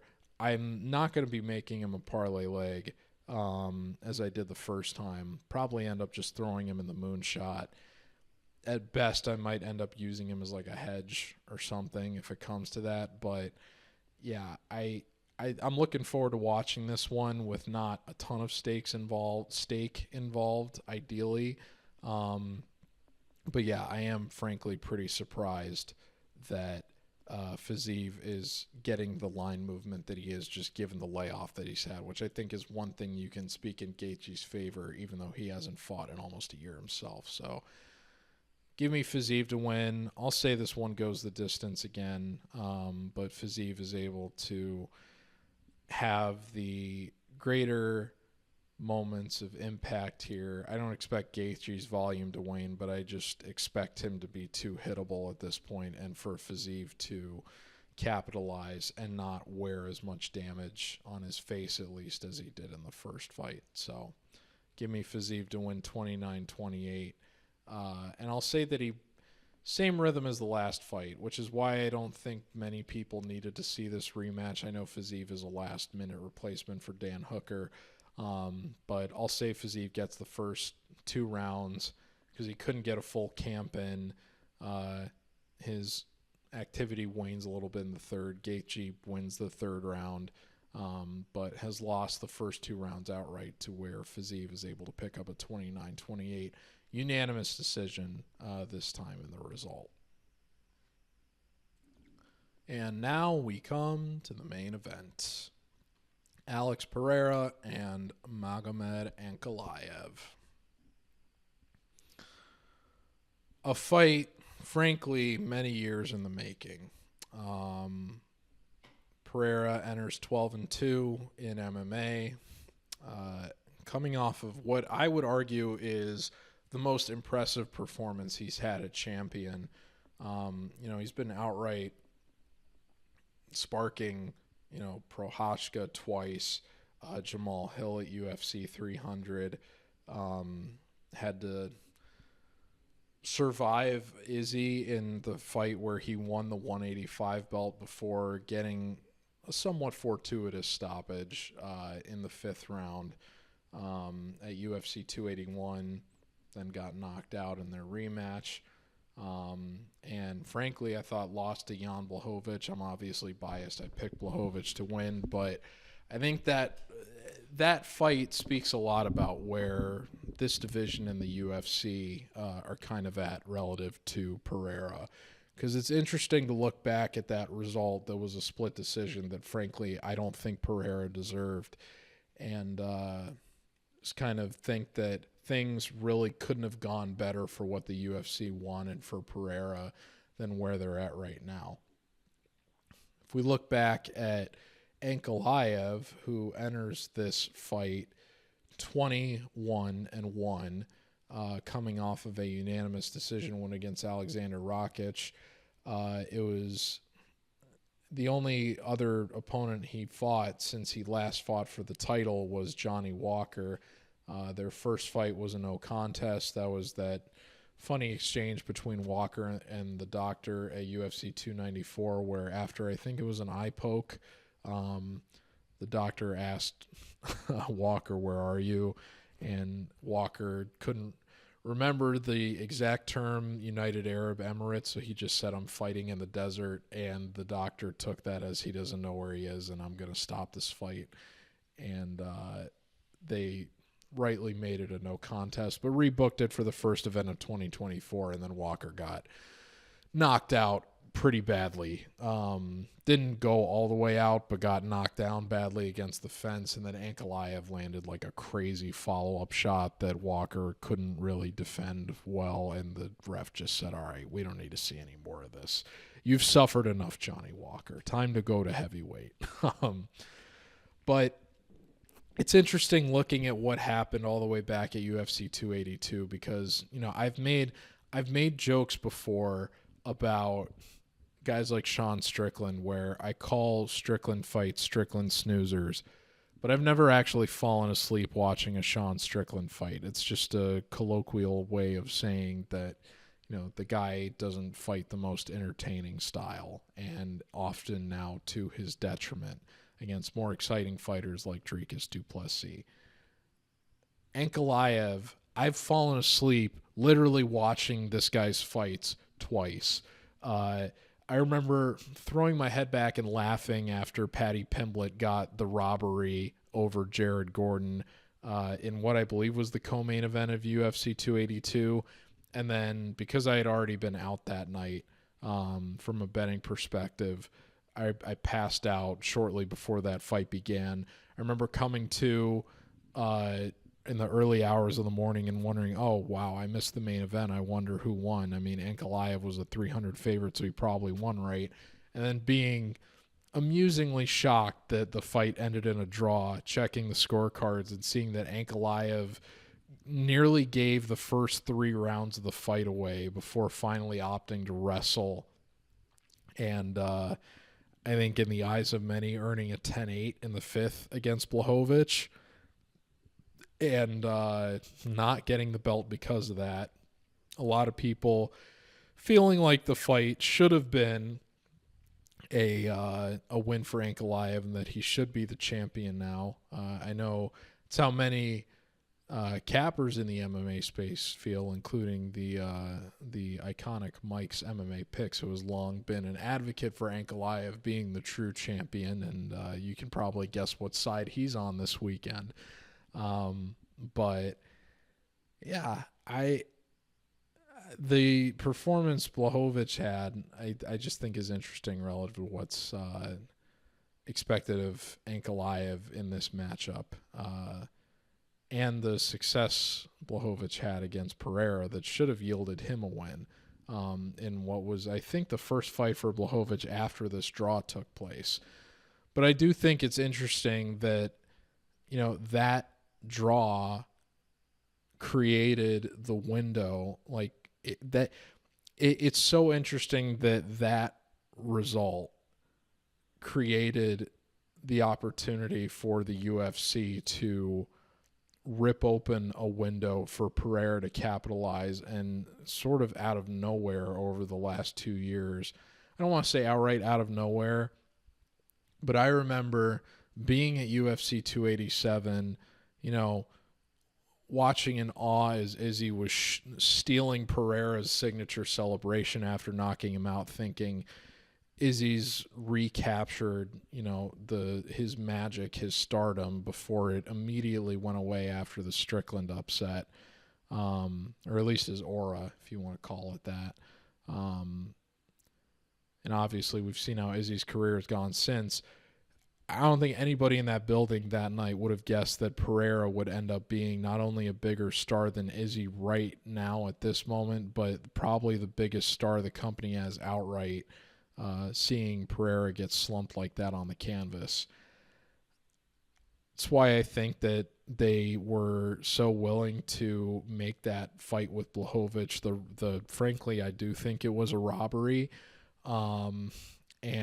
But they were so desperate for stars that they needed Pereira to win that fight and to go fight for the light heavyweight title and potentially invite the possibility of doing a champ versus champ trilogy rematch between Pereira and Izzy at 205. Obviously, that's not going to happen now, not just because Izzy isn't anywhere close to title contention at middleweight at this point, but also because, as we've just seen with the conversations around Topuria vacating, the UFC isn't necessarily interested in champ versus champ fights at the moment, which I think is a grave miscalculation relative to trying to attract casual sports fan attention around the sport. I think for fights like Makhachev versus Volkanovski, when you don't have guys that are outright stars among casuals, that's a very good way to get the public interested in a main event or a pay-per-view. If Topuria is going to fight Makhachev, I think it should have been a champ versus champ fight, and that Topuria shouldn't have vacated his belt, but it is what it is at this point. But it's still very interesting that Pereira ended up getting that decision over Blachowicz, and has ascended to the stardom that he has. Obviously saved the company on multiple pay-per-views last year.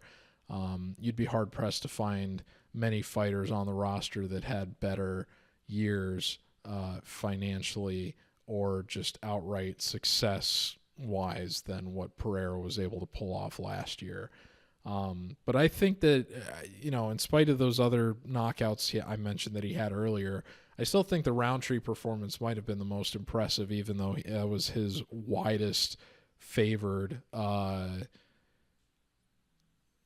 title fight to date. I think it was something like a 400 favorite. I ended up playing the under in that fight. It didn't come to fruition, but it was very interesting that Pereira lost the first 2 rounds to Roundtree and was still able to weather the storm and build back into that fight and then end up finishing Roundtree in the 4th round, even though most people would have said they expected Pereira to be the better performer going the distance than Roundtree would be, even in a 5-round fight. So I think his ability to withstand the damage that he took on the feet from Roundtree in that fight and then come back and win said much more about Pereira's ability as a champion than, frankly, either of his fights against Prochazka or his win over Jamal Hill did. So, but that being said, there's something to be said about the fact that Ankalaev, after getting robbed in his own right against Blachowicz in the eyes of some, not getting another fight until he was set to face Johnny Walker at UFC 294, getting the main event when that fight was rebooked to open last year, and then not fighting again until October of last year against Alexander Rakic at UFC 308. There's something to be said about the fact that this guy, as good as he is, the fact that he's the only loss of his MMA career was his UFC debut against Paul Craig in a fight that he was going to win a unanimous decision until he got submitted at the very end. I don't know if you can say that Pereira has been ducking Ankalaev. I don't think that's right to say.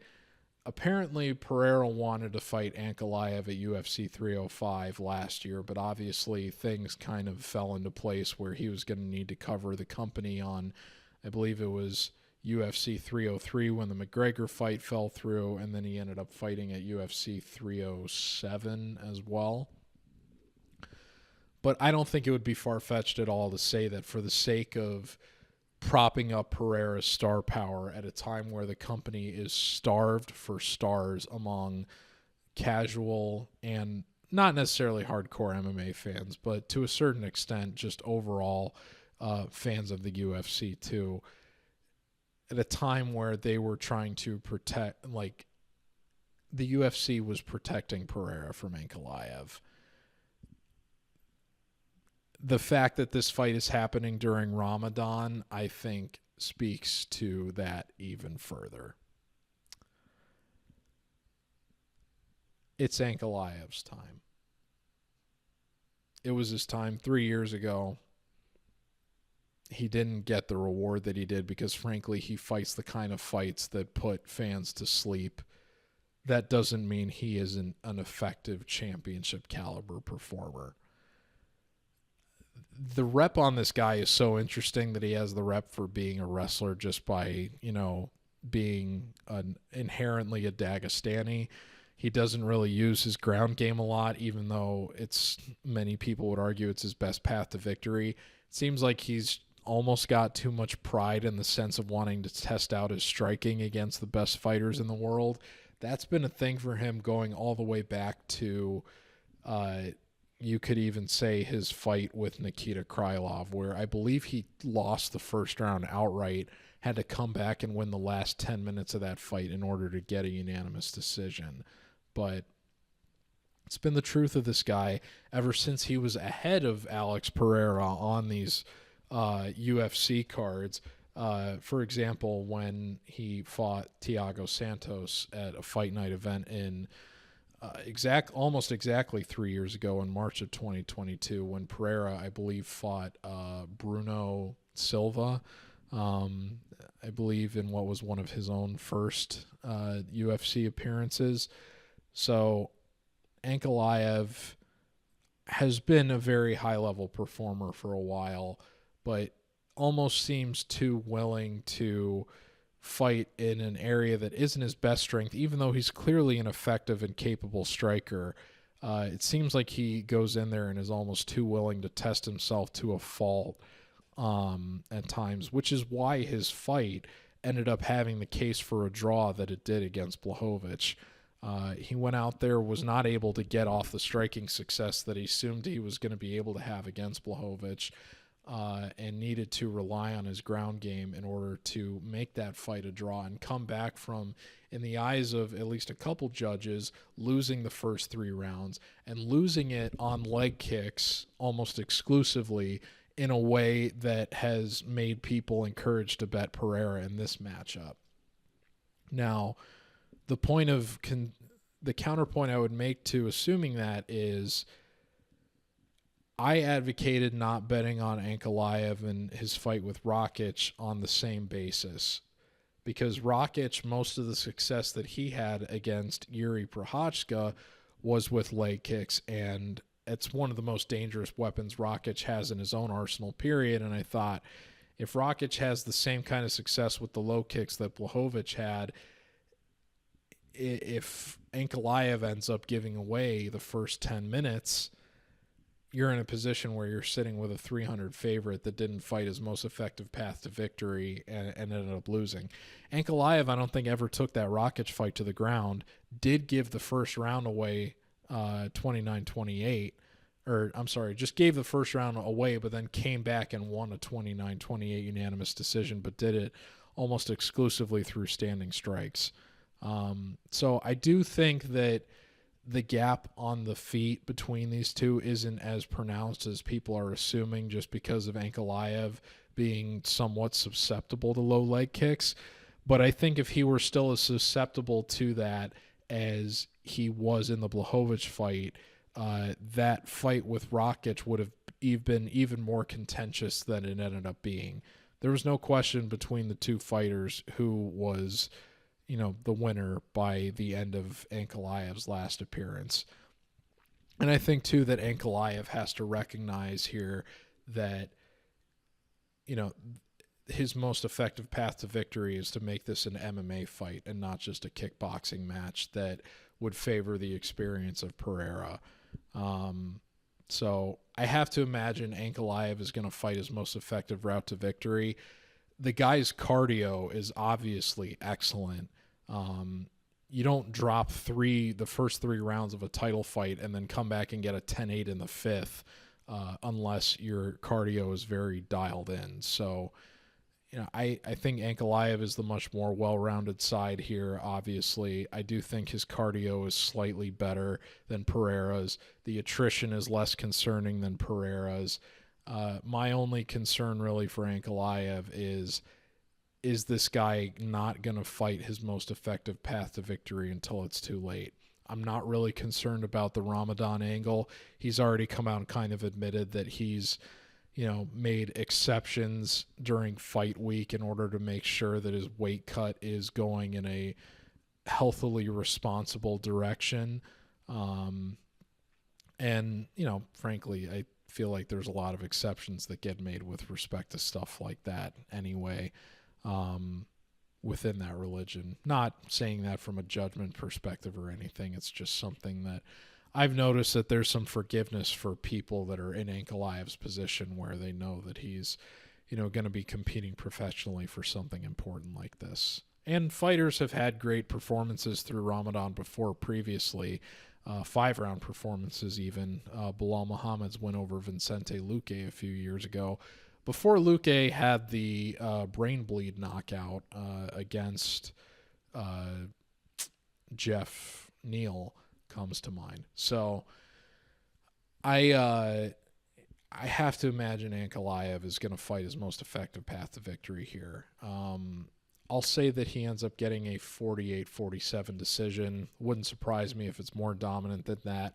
Wouldn't surprise me if he doesn't get it going until it's too late and the fight is too close and Pereira ends up getting a decision he doesn't otherwise deserve for the sake of the UFC, continuing to prop up Pereira's profile and potentially pairing him against Tom Aspinall, or what I think would be the best fight the UFC could make right now, Pereira versus John Jones. I don't think there's any question Jones probably ends up winning that fight at heavyweight, but I think given Pereira's star power and where Jones is at, I don't think that there's a bigger fight with more casual appeal than the UFC being able to make that one right now. So if this fight is close, I wouldn't be surprised if there's a screw job in play here for Ankalaev again, because we've already seen the UFC do it once before, not only in favor of Pereira, but also to the detriment of Ankalaev, even in fights where he probably should have won and frankly didn't deserve to lose. That's perfectly explains how this fight came together to begin with. But I don't think the UFC can protect Pereira from Ankalaev anymore. Ankalaev, this is his time. He should have already been champion years ago. I think he avenges him not getting the belt a few years ago and wins at least 3 rounds without any argument in this fight to get a 48-47. But I think that he's got to have more knockout upside here than Pereira too, just because of the attrition that Pereira's had. Even though I think Pereira, you would presume, has the advantage in offensive striking on the feet, it wouldn't surprise me if Ankalaev can just take him down and ground and pound him. So don't do the Pereira by me submission meme, please. That's not going to happen. This isn't Paul Craig we're talking about here. This is Poatan Pereira. But yeah, looking forward to Chamadan versus Ramadan, as many people have been calling it this week. But I do think that, unfortunately, for the sake of casual fans and hardcore UFC fans alike, I do believe this is the dethroning of the great Poatan, and that Ankalaev is going to get the belt that he should have gotten years ago here. So Ankalaev by unanimous decision. And that's going to do it for the MMA RAXPOD for UFC 313. I took a break after doing, I forget what fight it was right before me. It was Petrosyan Ferreira. I had you could probably see I was glancing down a little bit. I had a basketball game on in the background, and it was getting towards the end of regulation, and then it went to double overtime, and I wanted to watch the end of that. And by that point, it was at midnight, and I flipped, I said, okay, I'm going to take a break, and then I'll finish recording this at another time, which was why the show came out a day later than it otherwise would have. So I apologize for not getting it out Wednesday night, as I said I was going to do previously. But thank you for tuning in. I only bring that up because, when I started recording this, it was dark. Now, obviously, you can see the sun is coming up. I finished recording it in the morning. So don't think that I started recording this at scary hours and now it's starting to come up at sunrise. No, I just got up early before I had to go to work and banged out the rest of this. I'm going to, throw it in the editor right now because I am my own editor. This is a one-man show for the time being. We'll see who else we can get under the MMA Rax umbrella in a few years down the road. Hopefully at least one credentialed journalist if I'm not able to finagle my way into that one way or another. But thank you very much for tuning in. Let me just say one more time, please like, share, subscribe if you haven't already. Again, I know I keep telling you guys I'm going to do these, get these minute to win it breakdowns going again. And I'd like to. It's just hard with the schedule, but for the sake of trying to improve subscriber count here on YouTube, I really need to be doing that again. So I can't make any guarantees, but I would like to start doing that again. So we'll see how it goes in the future. But at the very least, I can tell you that we will be back a month from now for UFC 314, Volkanovski versus Lopez. Loaded, excellent card in Miami, the birthplace of the RAXPOD. Obviously, wish I could still be there. I probably won't be going to a UFC pay-per-view for a long time, if ever again, though, just based on the fact that I don't really know how it gets too much better than the end of 287. So I know people are very excited for this Miami card. I've already gotten my fill for that personally. So if you are going to this, I hope you have a great time. It is going to be a great fight. I'm looking forward to seeing how it goes, and it is going to be a great card. Hopefully we don't have too many cancellations. I'm still devastated that I didn't get to see Chris Barnett fight Chase Sherman when I went to UFC 287. So I would expect probably at least one or a couple of these fights at some point to fall through, but knock on wood that doesn't take place. But we'll be back in at least a month for UFC 3. Well, I should say at most a month for UFC 314 to do the next RAXPOD. But thank you very much for tuning in, and good luck to everybody this weekend with UFC 313. Take care, folks.